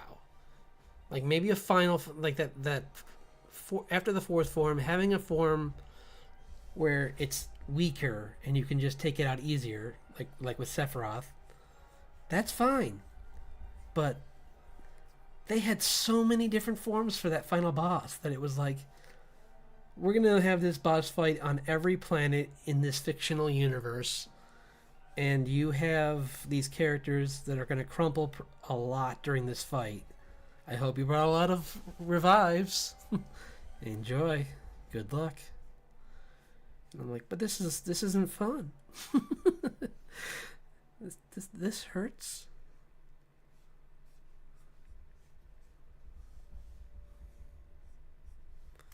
I'm not like other people. I don't handle pain well. It hurts me. Daffy Duck.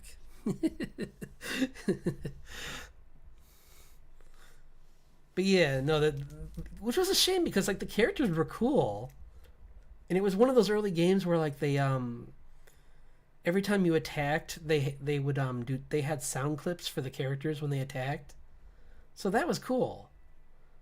But leveling up your characters was nigh impossible. Like I think I got to the end of the game at like level 35. It shouldn't be in my mind, it shouldn't be as hard to level up your characters in a JRPG as it is in D&D.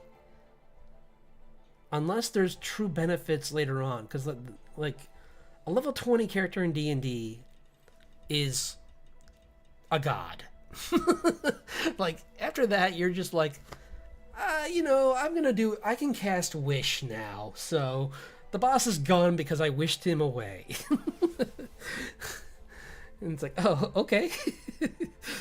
Cool. That's scary. Well, good thing you're not the next boss. About that, no, just kidding. I'm not gonna fight you. That'd be funny. Think about that. I'm gonna take over the world. Actually, changing my alignment. Last minute.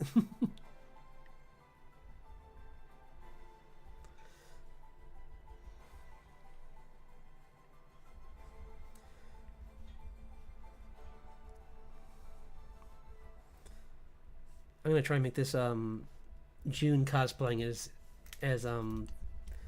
Raven. So she's got slightly smaller, thinner body.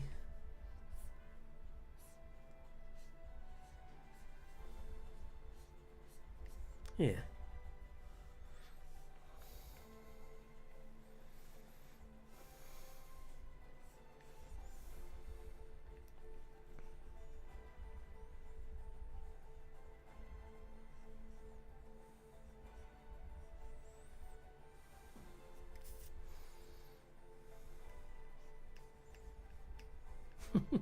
I just it's funny. I don't remember. I didn't watch too much of Teen Titans. Teen Titans Go, but the one that I did see that made me laugh was the one where Raven stops using her magic and starts just kicking people, and she calls herself Lady Legolas.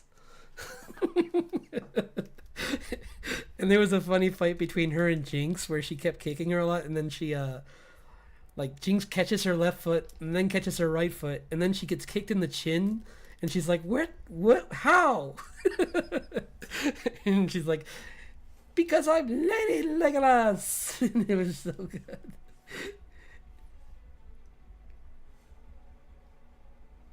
I think the problem people had with that show that I had at first, but I got over it quick, especially after that episode, is it's just supposed to be fun. It's not Young Justice. It's not serious at all. It's just fun. Which was a nice change of pace for DC. Because DC is usually the one that's even more serious than Marvel. Because there are certain characters in Marvel that have always been goofy. Like, you have, like, Deadpool, you have Squirrel Girl, you have... There's a couple.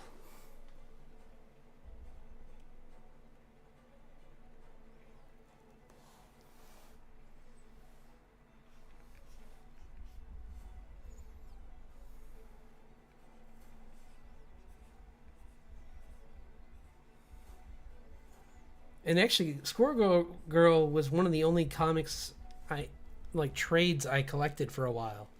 Like, I collected like 6 of them, I think. It was fun, but I saw that it was just going to be an expensive like hobby that I didn't need. Like, I liked her as a character; she was fun, but I'm like, this is just going to cost me money in the end, and I'd rather just not spend like $6 every time I buy a comic just because she's funny. You know, comics these days are so expensive versus back Back in my day, actually, even back when I was young, they were getting expensive. Back before my time, they were reasonable. Like you could spend like 30 cents back in the in the golden era of comics, but then by the time I was getting into them later on, like they were like even then they were like between $3 and $4, which for a kid is a lot. Like that's probably your allowance.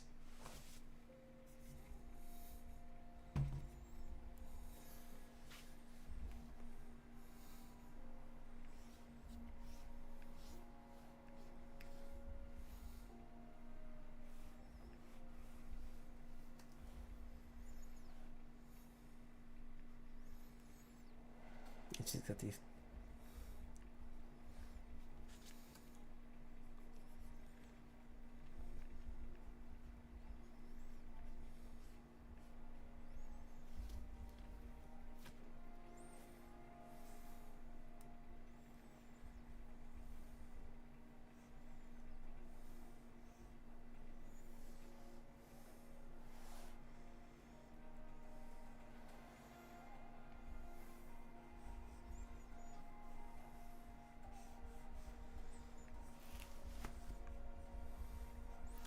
Maybe I might let me see if I can get him. Let's see if I can just do this. Geralt.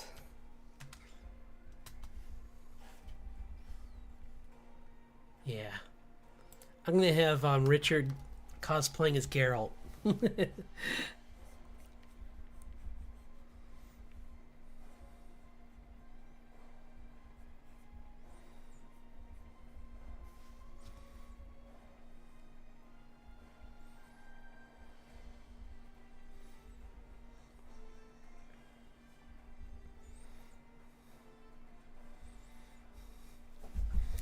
It's so cold in here. I need to get my blankie. Hello. Thanks for dropping in. I'm glad you could.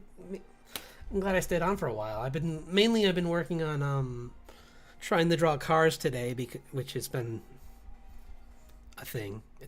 I don't draw cars, so it's been a learning experience, but it's fun to push myself. So I'm like right now I'm just having fun drawing my two main characters of my comic cosplaying. So this is June cosplaying as Raven, and I'm gonna have her father cosplaying as Geralt of Rivia.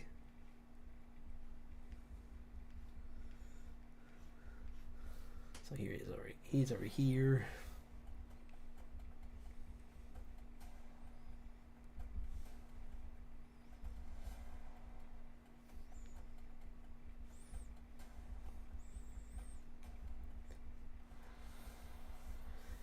Honestly, with her, I just randomly that was just a good reference photo for her. I didn't even put any thought into that, but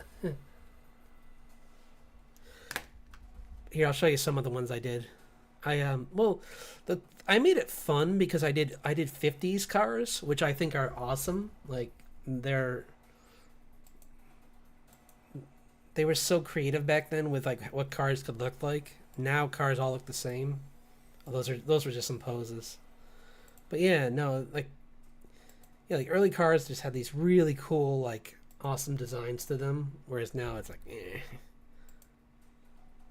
Now we want cars to be like just three angles, like that Tesla truck.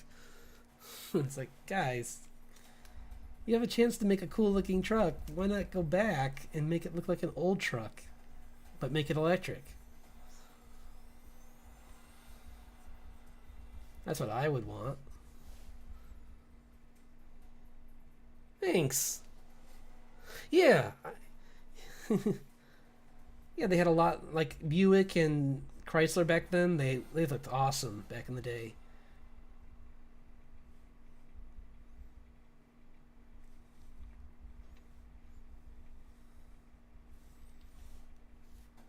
But we were also just talking a lot about Final Fantasy. You missed all the. We've just been going over like all the different stories and all the different Final Fantasies, and I really want to go back and play them now because I was saying how like we were saying how like it would be so cool if they remade like how they're remaking Final Fantasy VII. It would be really cool if they remade not like 8 or 9, because both of those games were really fun. Like, I would love to see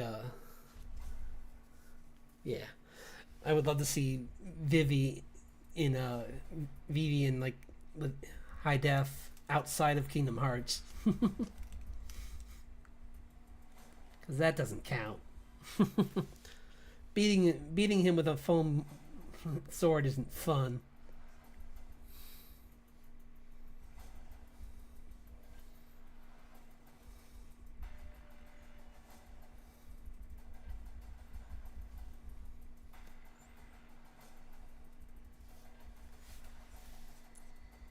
But I was saying how, like, in some of the Final Fantasies, like the villains the motivations of some of the villains in Final Fantasy are like kind a bit all over the place sometimes. Like some of them are really good, but some of them I was just like we were joking saying like how like the villain in Final Fantasy 12, I don't even remember his name. And we were saying how like I don't think either of us could remember why he was even the villain, other than like just a jerk that wanted to like overthrow countries for no reason, real good reason. Like I think he wanted to rule Damascus, but I forget why. Like he was just like, I'm a jerk. That's my story, and I'm like, cool, dude. I'm gonna just like, but that doesn't make you scary. That just makes me want to beat you up more. It's like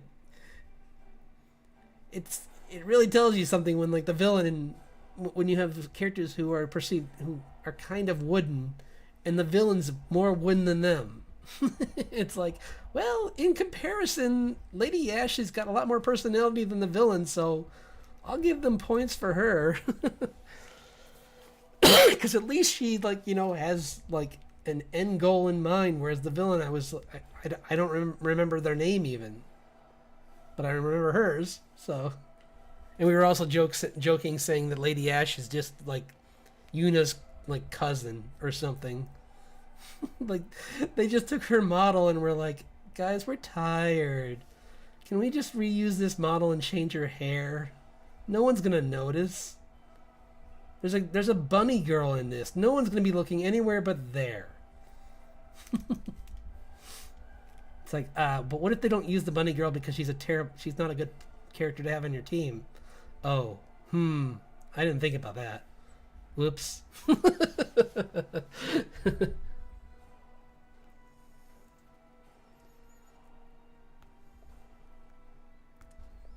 Yeah, but the thing is, like, we were talking about, like, how, like, the villain in 9, even though his motivation was very, like, angsty emo boy, at least it was a motivation. It, like, it made sense when you found out, like, what was revealed to him in his life, and, like, we were even saying, like, it's kind of funny how, like, he's one of those, like, circumstantial villains, where, like, if he had just met different people, like, if Safer from is it Safer or is it no, Safer's from 8, isn't he? Oh my gosh, I'm forgetting his name. I think it's oh my gosh, I'm forgetting his name right now. It's close to that. But if he had met Vivi earlier in his life, he probably wouldn't have been a villain. Because Vivi has the best attitude for someone in a really bad situation. Where he's just like, well, life could end any day, but every day is awesome, so whatever. It's like, you're just too good for this world, little guy.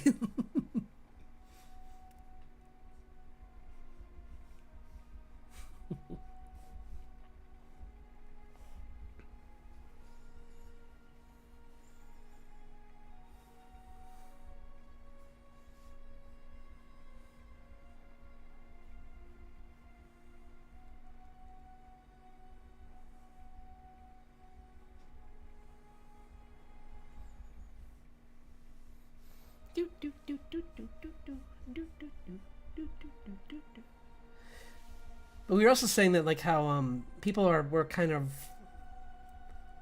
I don't know, like everyone's. I mean, if you didn't like this game, it's totally fine. But I thought people were pretty critical of Final Fantasy 15, and I had fun with it, honestly. Like, I understand what people didn't like about it, and they're very valid points. But I think overall, I had more fun with that game than I had annoyance. Like, we were joking, saying how like the main villain at the end's like explanation, I had to go through that.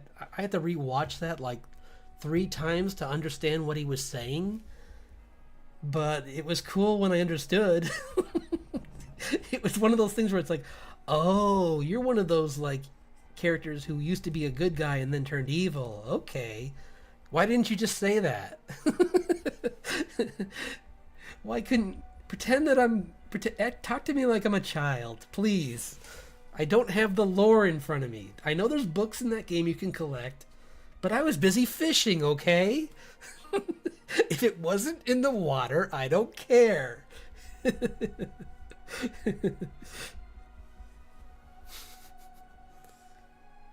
There was even I think I've talked about this on the channel. Well, no, I think I talked about it on Blue's channel, but I was saying how like there's a part where you're promising this kid you're gonna avenge his father, who was taken by the enemy army, and during a rebel like a incursion, and I was just like, I swear I'll get vengeance on him, and I just imagine my guy with like still having like the fishing pole in his back pocket, like, yep, I'll do it right after I catch that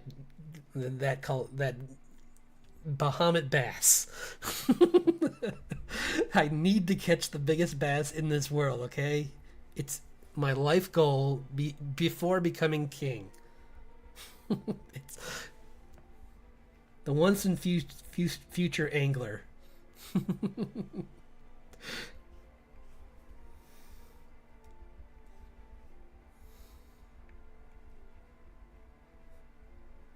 It's their fault for making the fishing mini games so much fun in that game. How could they?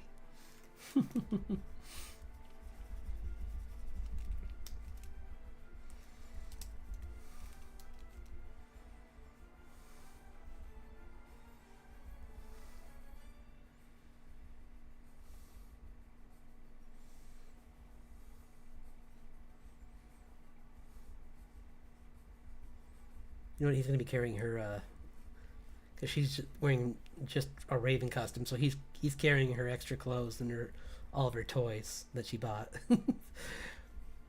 which is a bag that's just quickly getting heavier and heavier. Because that's any convention.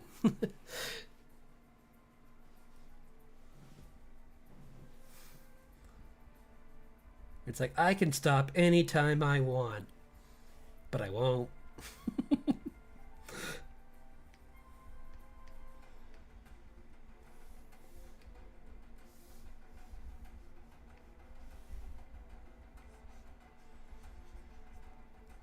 We were saying how like the Final Fantasy 8 could have been if they can just remake the combat system in 8, it would be a much better game, because the junction system, I think you need a degree to get that to work.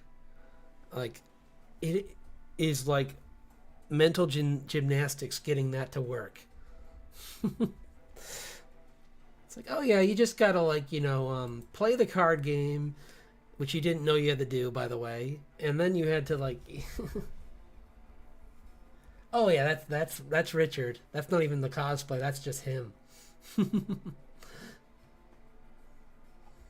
Like, Geralt wishes he had a mustache like that.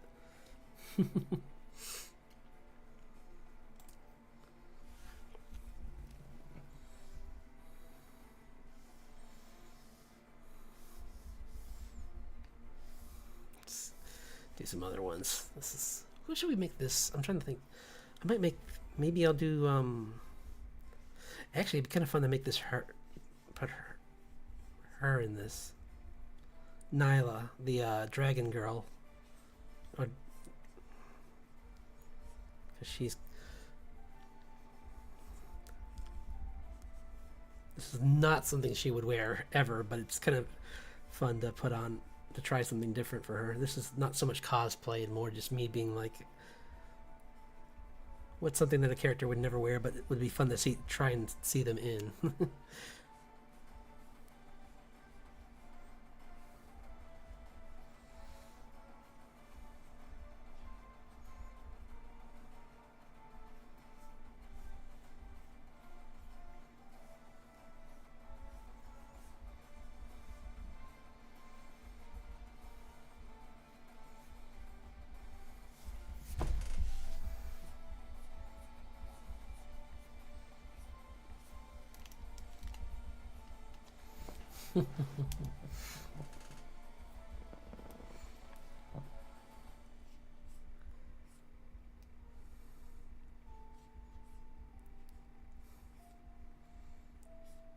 I do need to get back to like, maybe I'll go back to looking for the Final Fantasy art books on sale, because those were some of those were really good. Like I have the art book for 9, but like I would like to get the one for 16 though. Even though I don't know, I haven't played it yet, so I'm worried that it has spoilers in it.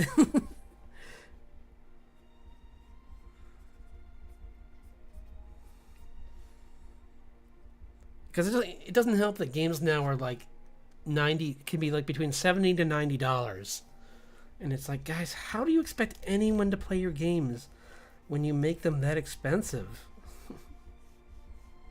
It's like, we're only going to play indie games if that's what you charge us.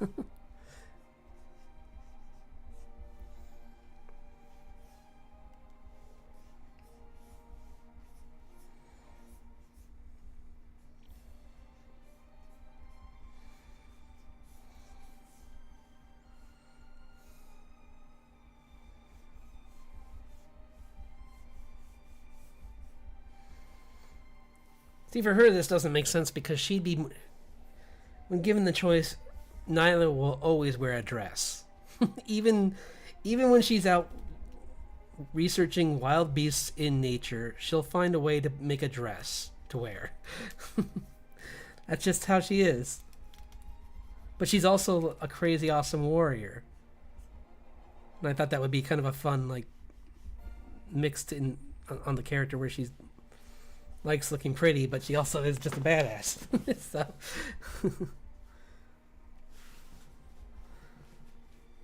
because she was human, so it's like kind of like her holding on to like the last aspects of her humanity is wearing human clothing.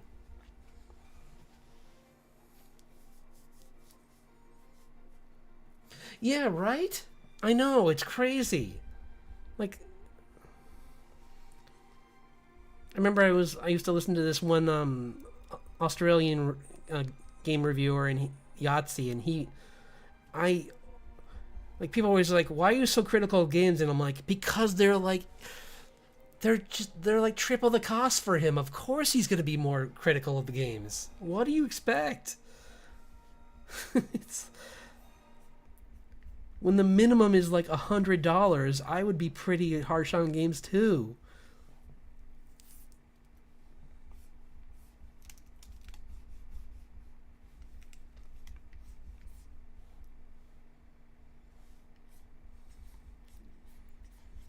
And that's why I mainly just, I'm sure that's probably why indie games must seem way better to you than because like, yeah, they at least with indie games, I think some indie games even like certain, well, I think that was only that one specific game. But I remember there was a game where like they knew that a large community of the gamers were Brazilian, I believe, and they knew that they couldn't afford the cost that it was going to be, so they secretly lowered it for them, which was a nice move because it's like, yeah, they're gonna, that the volume of players is gonna make up for the money you lose by lowering the game. So plus it's just nice because it's like you're making this game for them, so it should be lower.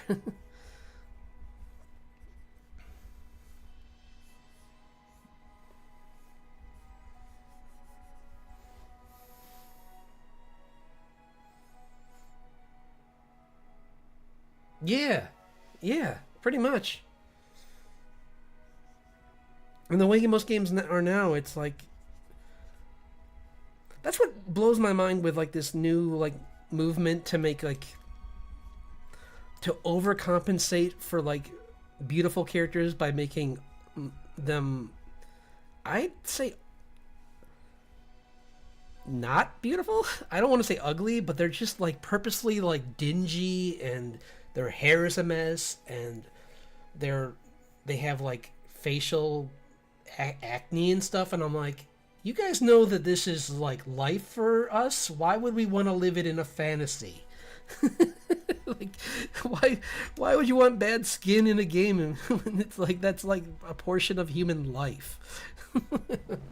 Like I'm paying $200 to have this character that looks like a troll.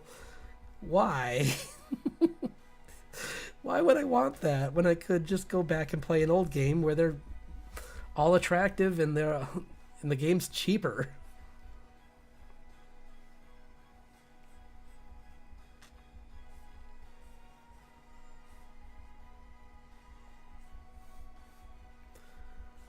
Because there are ways to make a character look like the everyman without making them look like they have like the butterface. Pardon the terminology, but it's like, guys, come on. Like that new Fable game, I'm like, why did they make them look like that? Because in two, when they were children, they didn't look perfect as kids, but you could customize your character later on so they could either be beautiful or evil or whatever.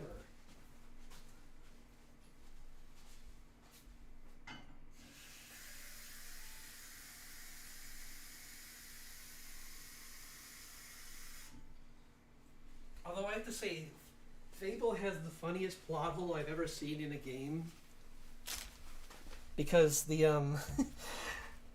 initial villain is your brother who kicks you out of the castle and basically says that you're not allowed in the kingdom again, but then forgets to like banish you from the kingdom because you can come back later and just buy the town. And at that point, I'm like, so wait, I own all your citizens, all their houses, and they're paying money to me. So what are you doing in that castle right now? It's like, I think I already won, buddy. I don't think we have to have a sword fight.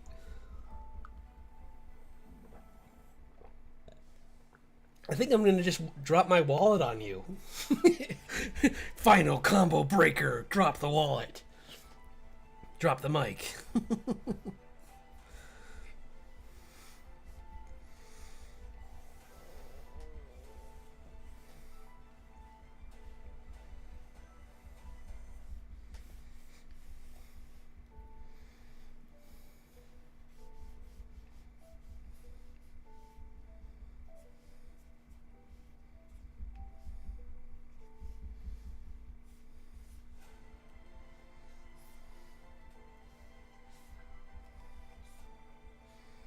But yeah, I just thought that was really funny where it's just like,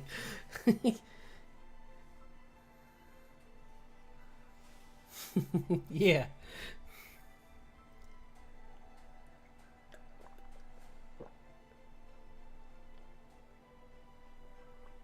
I'm just like, yeah, I kind of own your town, buddy. So I don't know how I'm banished, but I'm gonna buy the castle now. I'm gonna pull a Bruce Wayne on you, and I'm just gonna buy you and just like kick you out. Or from X Men Warring Worthington, I'm gonna pull a rich kid move and just instead of using my powers that I have wings and I can fly everywhere, but I have money too, which is a bigger superpower. So I'm just gonna kick you out of your house. I win.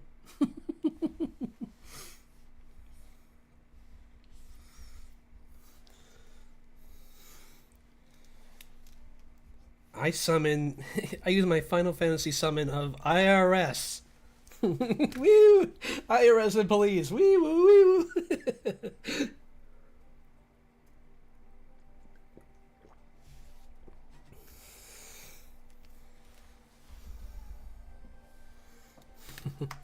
That reminds me of a quote from Batman the Animated Series where Joker's like, I may be crazy and I'll take on Batman, but I'll never fight the IRS. Yeah, actually, there was a Being Rich is kind of because like there was a Batman comic where that was done by Alex Ross where he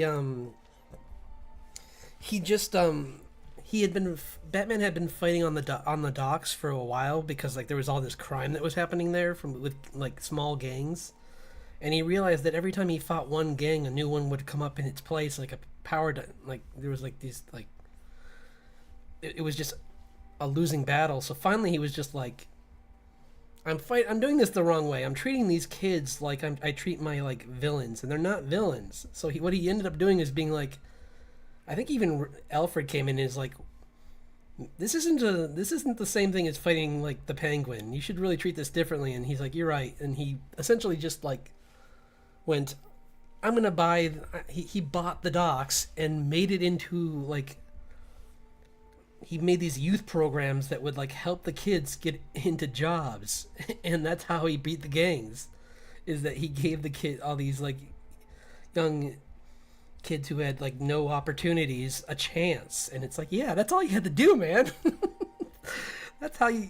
That's a way better way for a rich guy to fight crime. A lot safer too. Doesn't involve like putting yourself at risk and.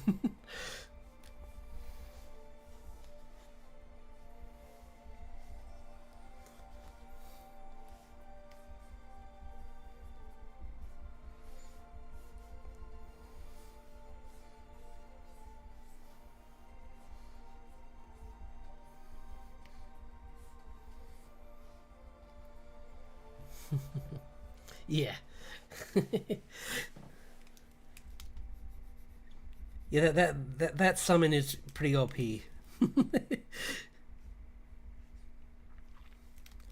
It's like, oh, the villain hasn't been paying taxes on his secret lair. I summon IRS.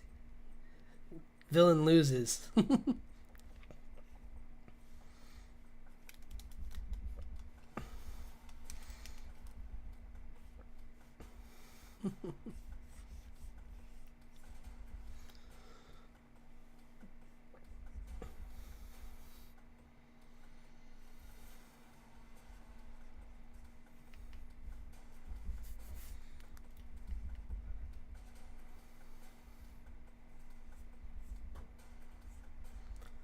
I think that's what made Final Fantasy 15 so relatable is that the whole game starts with car trouble. And I'm like, wow, I already empathize with these characters so much more than most of the characters I've seen in these games. It's like, I've been in that situation. I mean, I haven't had to push my car through a desert before to a soundtrack, but I have had to sit in the car and watch a movie because me and my friend were stuck in a snowstorm when a deer jumped in front of him and we were stuck in a snowbank until they could someone could pull us out. I think we ended up watching like Lock, Stock, and Two Smoking Barrels or something like that on his computer in the car. But yeah, no, that's just so much more relatable car trouble. It's like,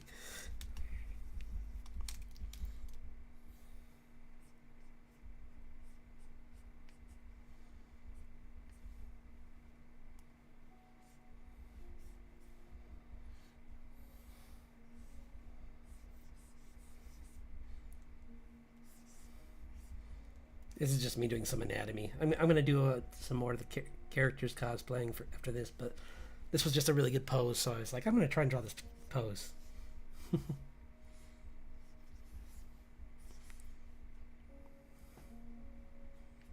I almost made this the mother character, but I was like, nah.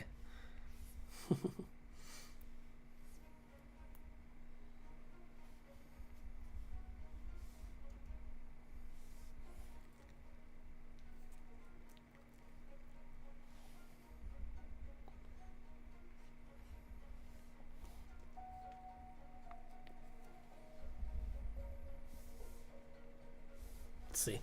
Let's find something good to cosplay her as.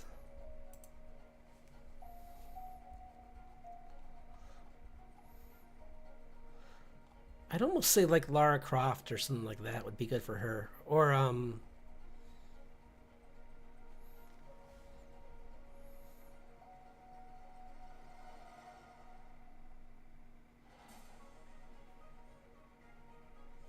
yeah, really. Exactly. It's like I don't need to break your I don't even need to break your spirit. I just need to break your bank account.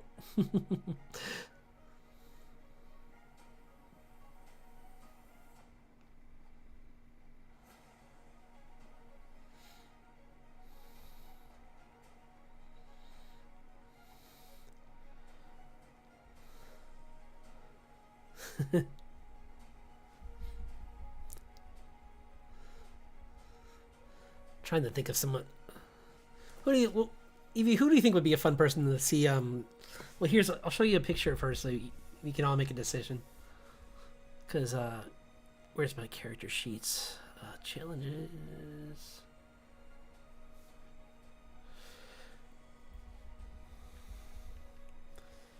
So this is Grace. This is who I'm trying to decide a costume for right now.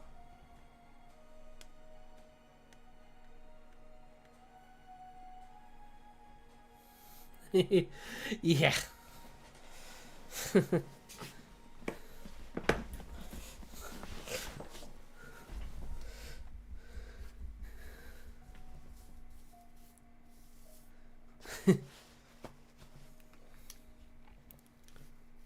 I think that one was like, really? I'm going to be taken out by a cutlass? Cool. This is my life.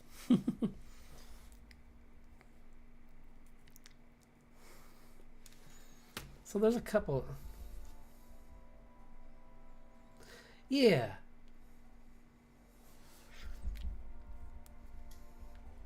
Something like, yeah, something long and loose. So I'm trying to think of what would be a good cut.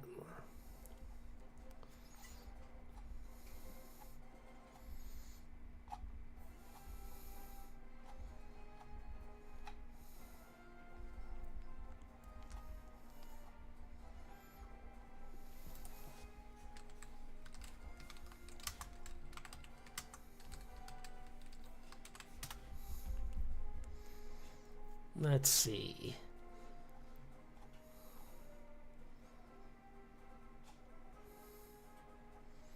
Long and loose.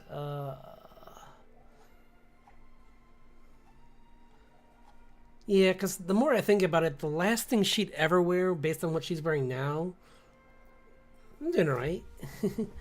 The last thing she would wear would be Lara Croft's clothes, because she would look at that and be like, you can. She would look at that and be like, that's the easiest way to get like an infection. Like you scrape against one tree the wrong way, and now you're infected with like some kind of fairy disease. It's like, no, not worth it.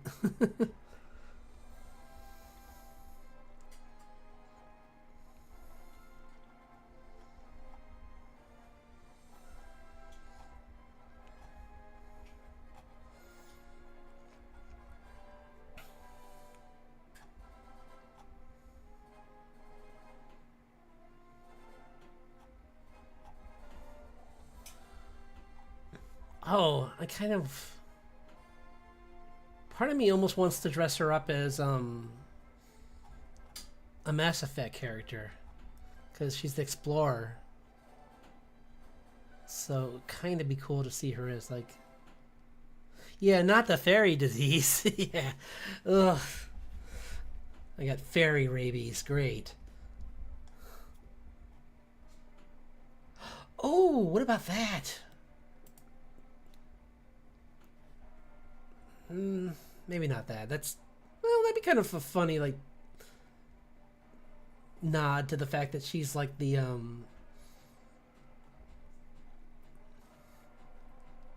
I think actually I know exactly who to dress her up as. If I can get a good. There's a couple things like I think what was um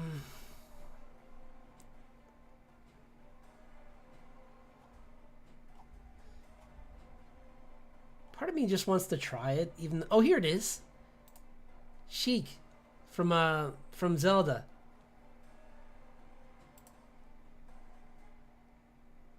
Yeah, that seems like something she'd wear.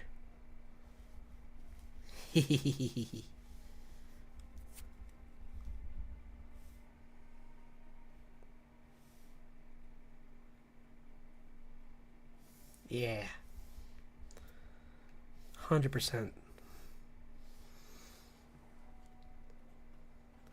Just because it's like it's fits with her like being like stealthy and really agile kind of person. Because she has to the way she's been the way she studies animals is pretty much like that, like kind of like those people that did blue, what was it called, Blue Planet or something, that was that show that was on Netflix where they had to like hide in the like underbrush for like months, but she's so good at stealth that she doesn't even need to wait that long. Plus, I don't even really need to change her that much to ever have her dressed up as she.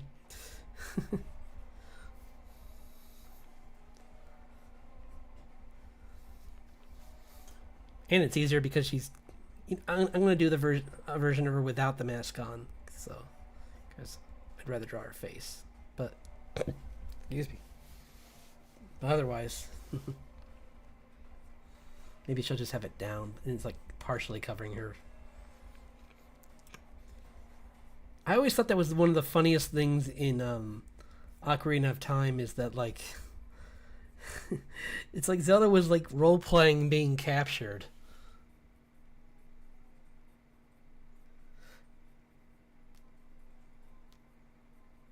I could, but I'm trying to like I have her under such muscle memory now that it's like I can just redraw her a bunch of times. Besides, it's good for me to draw her as many times as I can. So, but I could what I could do actually is put her in here, like that. That way I'll have her as reference up here.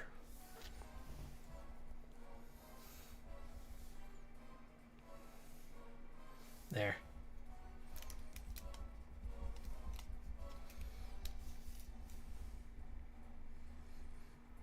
The magic of ref sheets.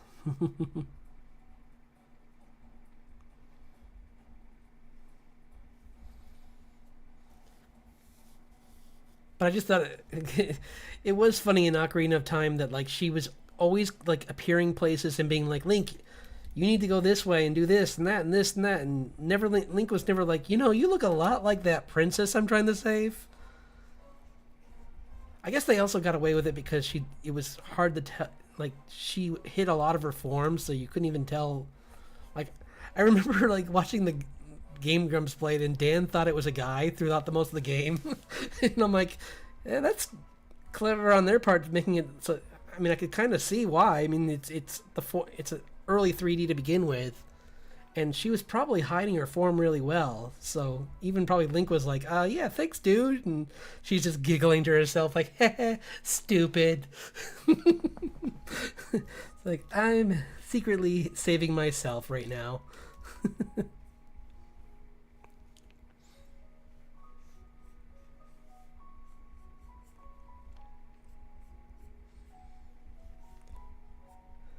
But I imagine like that Ferris Bueller music plays off like every time she's like, "Oh no, I've been away from the castle too long."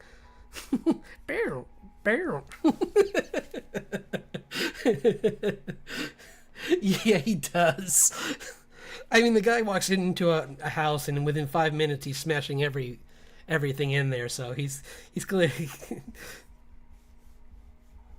he's got no understanding of object permanence or anything. Like, it's like you can get more of those, right? And meanwhile, the person in the house is just crying, like that was my mother's ashes. Like, oh no, Link is the villain of the game.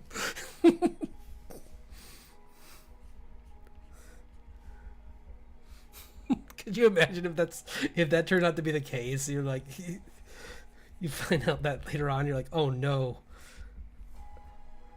I was worse than Ganon all along.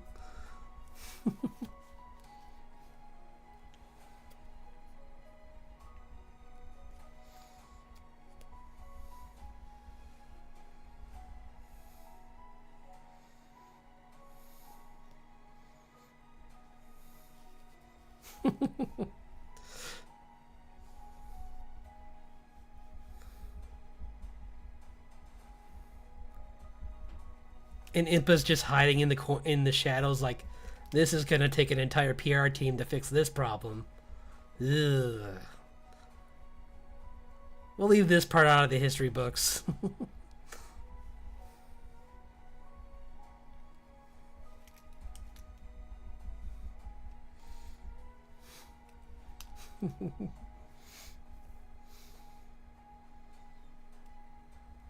Yeah, genocide route.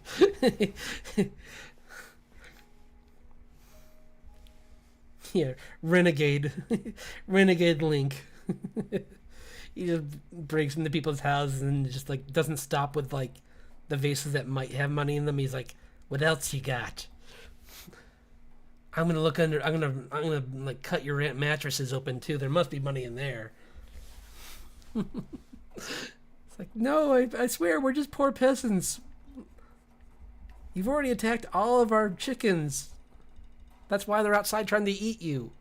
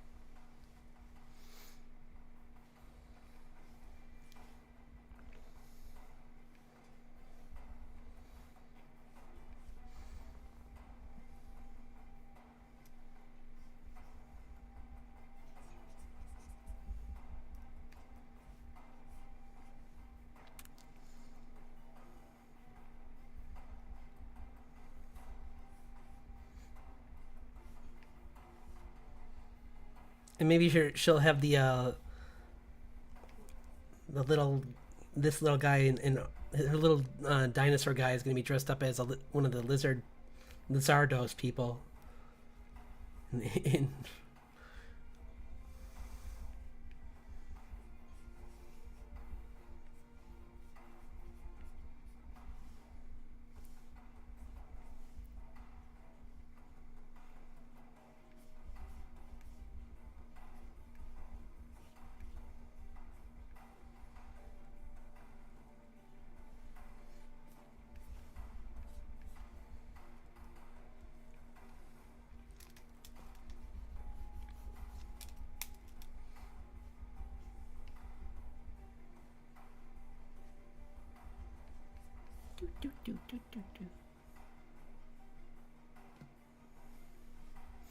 Here's your liver. Yeah.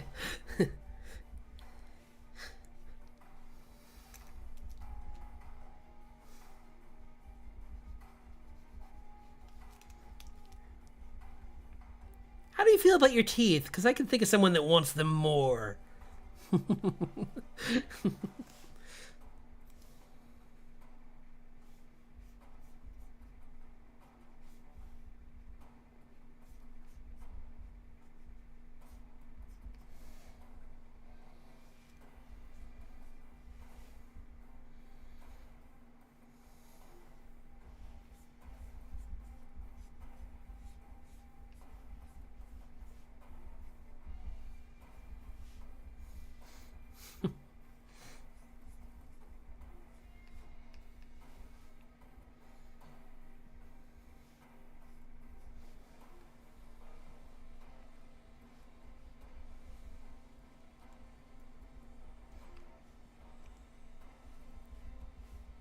That's one game that I haven't game series I need to get back into is the Zelda games because like I never played any of the Switch games because they were so expensive.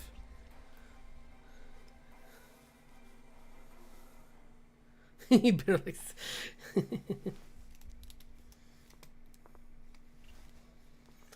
Like I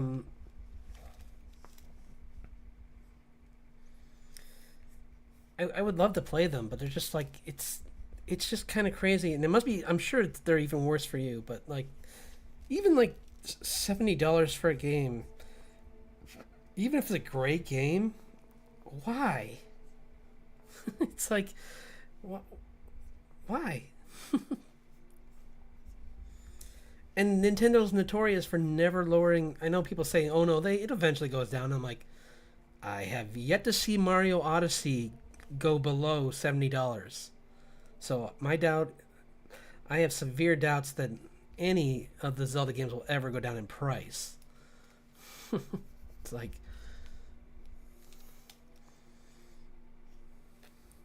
because I would love to play like Breath of the Wild, but I chose to buy Hyrule Warriors instead because I play those games more, and it was fun. And so in Hyrule Warriors, Age of Calamity was really fun. Like that whole getting to like have Impa play like a Naruto character was was really fun.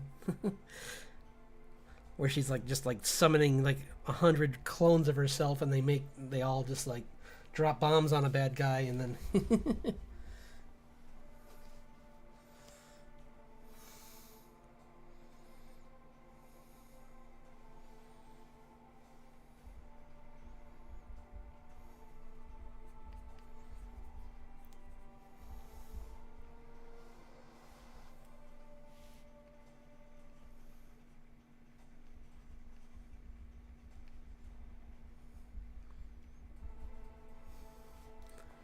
my original drawings of Grace actually had her looking more like a rogue kind of character, where she had a I forget the name of the weapon, but it's like that one that has the small rapier on one side and the chain on the other. It's got a I forget what it's called. I can even look it up just to see.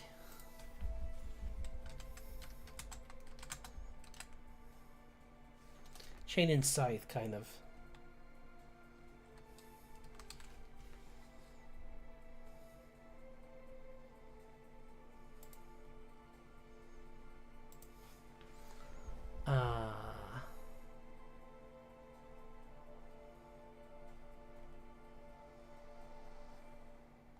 It had a special,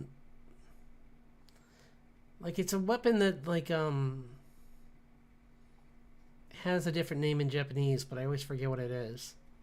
Funny thing is that like in one episode of Ninja Turtles, they reveal that Michelangelo knows how to use that. Which other fun bit of like trivia for random Ninja Turtles trivia. Despite Michelangelo being the goofball of the group, he knows how to use everyone's weapons. So maybe he wasn't the party dude. Maybe he was secretly like pretending to be the chill dude while he's like the killing machine of the group. Like he's like the most perfect soldier of them all. Like Splinter's just like, yeah. Go ahead and eat some pizza. Go practice with the other guys while they're asleep after eating too much pizza. And he's like, yep, okay. He's like, I've trained to eat lots of pizza. They're lightweights. Well, here it is. It's called. They don't have a name. Thanks a lot, guys.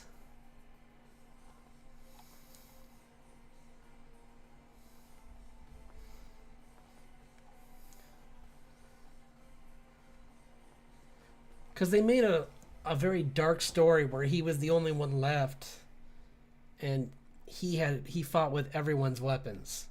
Like he just carried each of their weapons around with him. And it's called Ronin. It's a really sad story. They even made it. I thought they were gonna make it into a video game because like somebody took the Unreal Engine and made a short of it. So I was for a little while I was like, is this gonna be a game? Because it looks sick.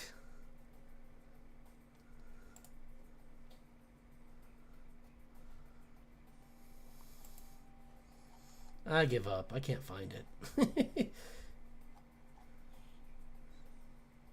It's been in so many like samurai movies. I forget what it's called though. But yeah.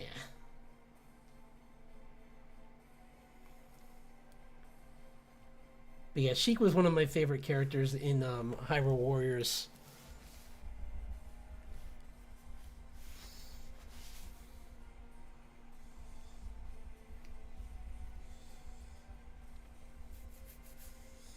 And then in the with the Calamity, it's a shame because they had this really cool character who was part of the this ninja clan that and he was this like really awesome looking guy, but of course they make it so you can unlock his boss who's more of a magic user, and I'm like, but I hate that guy. The only fun thing in that game is beating him up. Why do I have to play as him? I want to play as his underling, who is the foot soldier, who is like an awesome ninja, who just wrecks house. It's like, why not him?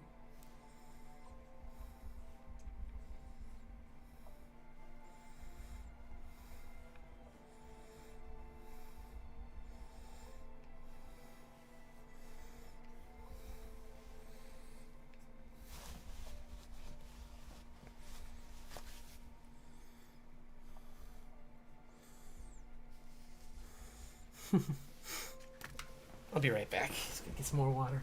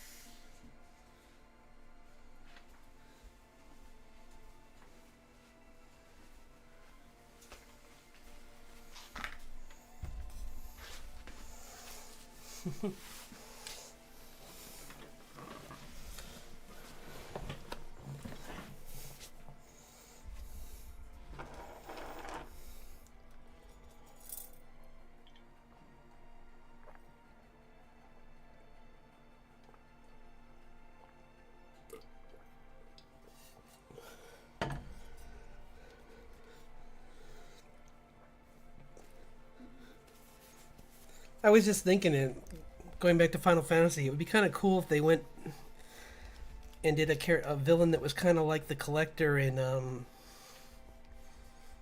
the Owl House. Like a villain like that would be pretty cool to see in a video game in general, where you're like you think that they're like this like evil being, and then you find out it's a child, and you're like, oh no, I'm fighting a kid. I'm just gonna get child services instead, and we're gonna just call this a wash. I don't want to punch a kid. Pretty sure that's like a makes me the villain 100%. That's the Dark Link route. End of Ocarina, end of Majora's Mask, you just like shank him, and you're like, oh no, what have I done? I'm worse than the goblin that wants to end the world.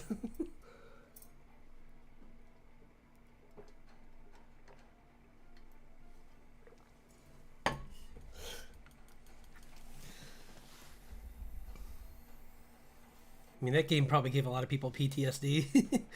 With like, it's like they never looked at the moon again the same way.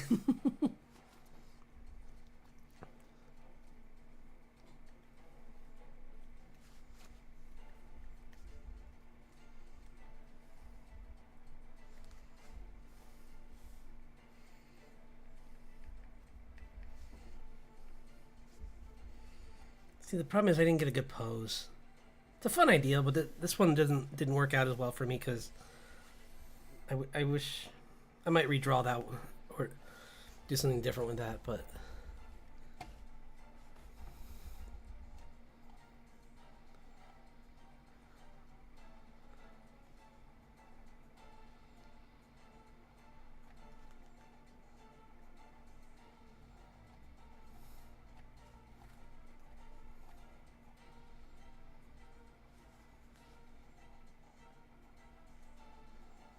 they are. They're really. It's really fun when you're just like, am I the?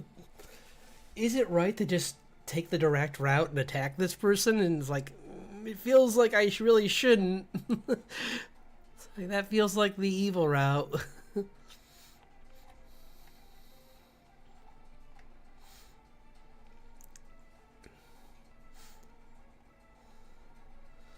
Well, I have another character I know who. Well, actually, I forgot her name though. I already have kind of a cosplay for another character. I'll show you. I did this one a while ago. This is the she's I call her the matriarch, and I based her off the Nameless King kind of. So I'm like that's what I want to make her cosplay as. Where she's just like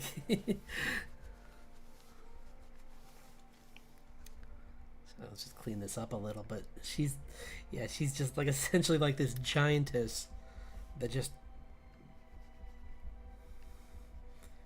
She also has a giant pet bird, but it's not a falcon. But I thought that would be in this. Or, it's like a giant corvid essentially of some kind, like a giant raven. But I changed it to a falcon for this one because maybe she has more than one. Because why not? She found one giant. Because actually, you know what I was thinking with this is that this is a rock. Like which are those giant birds that are masters of Jinn.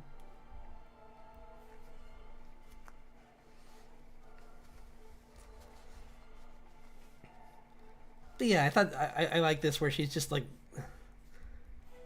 I don't need to. I want to look as scary as possible. Like I can just hear the music playing as she walks into the room. And you're like, oh, I'm dead. It's like, well, great. There's no save points before this boss fight.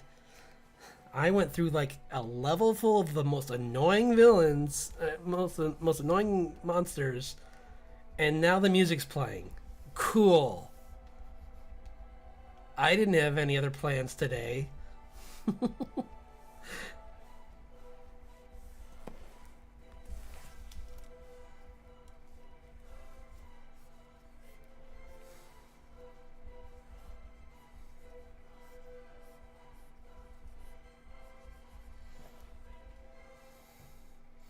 I just remember that in those From games where you'd be exploring some like small area that you fell into, and you're like, this is really cool. Maybe I'll find a treasure down here for once or something. Or, oh no, the music started.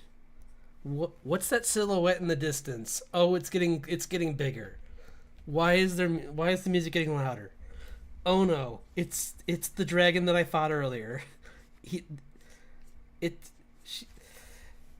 it's back and it's more angry than before. Oh boy. I guess this was an optional boss fight that I shouldn't have fought the first time through the game. Oh no.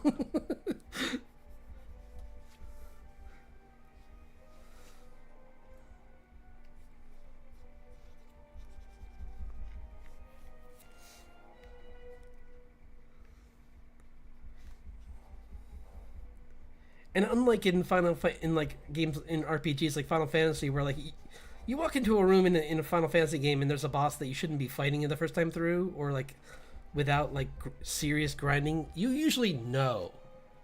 But with like From, it's like you turn around and you walk down one wrong hallway or go down one ladder that you shouldn't have, and you're like, oh, I'm in trouble.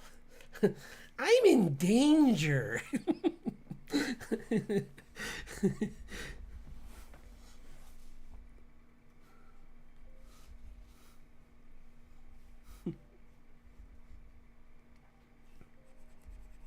Like, well, I guess I can lose this experience, I suppose.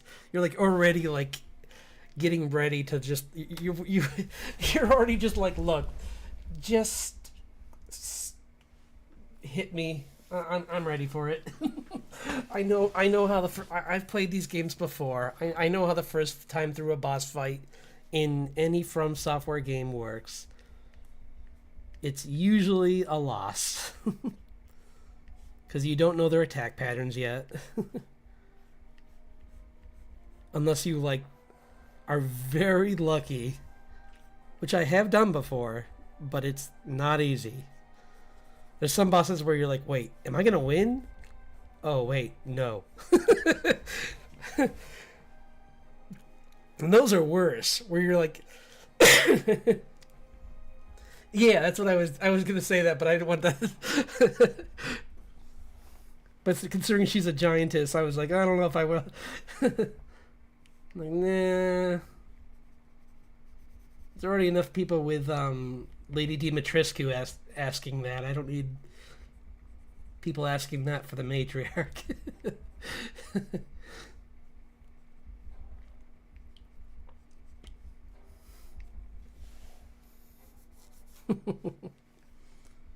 Oh, Markiplier, stop simping for for Dimitrescu, please. No, I'm kidding.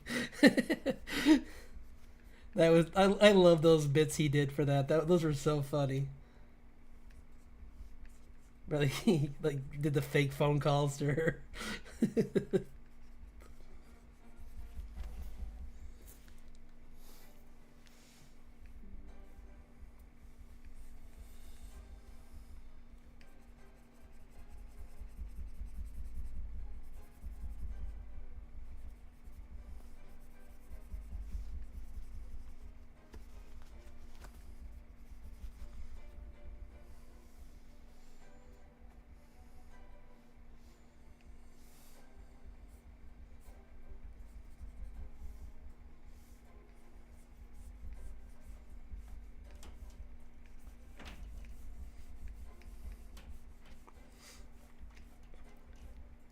I definitely wouldn't want to meet a bird this big.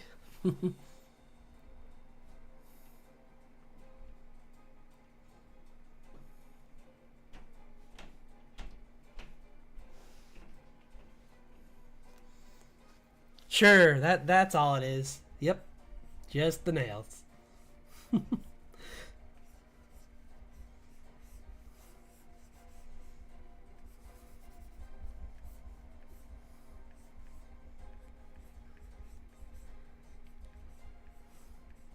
This is practically a dinosaur. Like this thing is so big. It's because she's already a giant, so she's probably like 15 feet tall. So it's like double that because of the wingspan. Yeah. Wait, the bug and the bird. What's that from?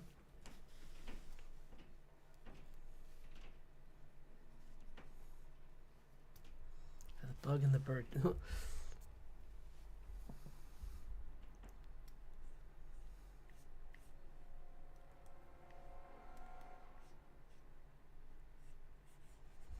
I think the biggest disappointment in that game is that they made Lady Dimitrescu the first boss. I'm like, guys, she's your marketing material. Why is she the first boss? Like,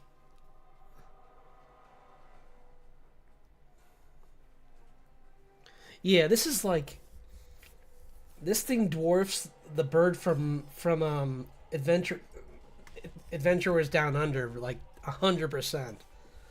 Like this is the thing that would eat that bird, like a little like chickadee to a hawk.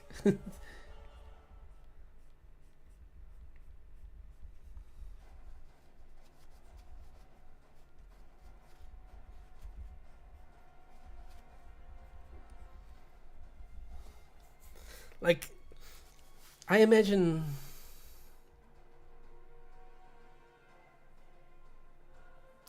Oh, that's right. I forgot about that. Thanks for. I totally forgot that drawing. The I think where is it? I know I have it in here. I think it's in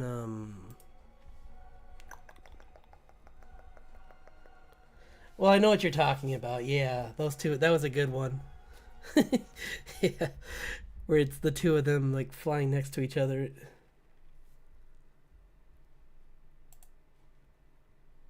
So strange that I don't.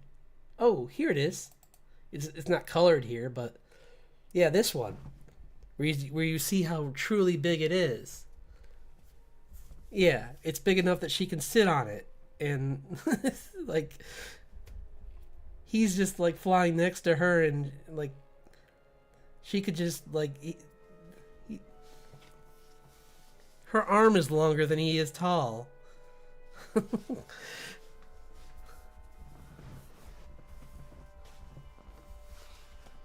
Yeah, I was pretty much just thinking like, what would a Dark Souls boss look like as a character? And I'm like, that's how big she is. She's a Dark Souls boss sized. She's like cleric beast sized.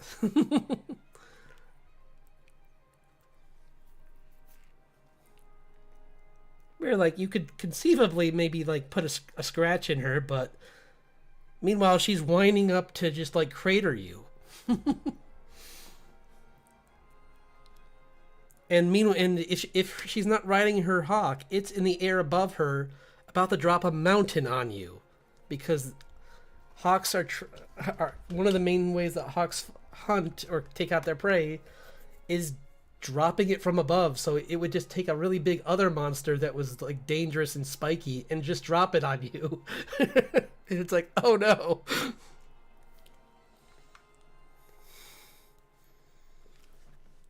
So in this case, I I think the fact that that creature that he summoned is undead, it's very happy that it's undead, because that's the only reason it's not a meal right now, is that hawk creature knows that it has no nutritional value.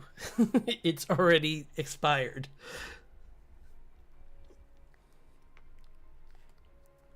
If she had a pet vulture, that would be a different story.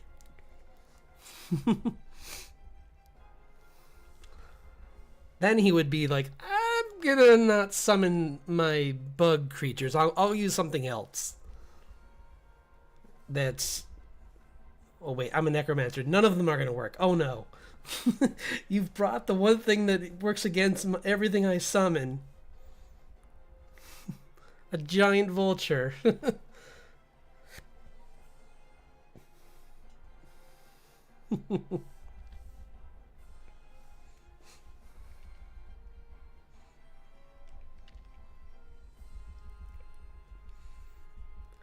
But yeah, she was mainly the cool thing about her is, well, the thing that originally she was just going to be a character from my other story, and then I kind of like I'm retconning her into this one because I want to like use this to give her more of a backstory, because she was kind of just going to be like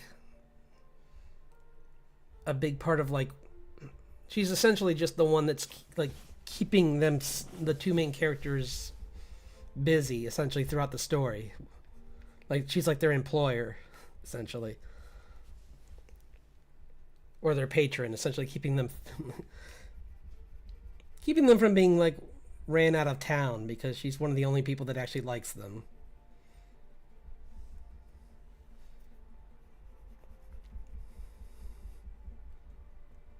I kind of saw her as like a General Armstrong kind of personality from Full Metal, where she's just kind of like the.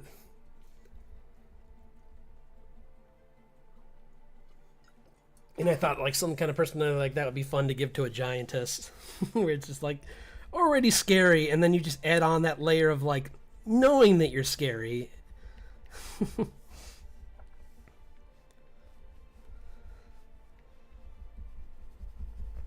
Knowing that you fight like elder dragons in fist fights and walk away with like maybe like some like injuries that would be comparable to like a person taking on a German Shepherd, which I mean would not be fun, but in the world of magic doesn't mean much because you could just walk away and be like, up, heal, okay, back in the fight.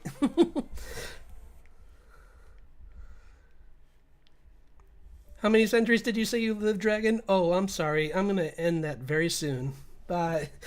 My bird's getting in position behind you.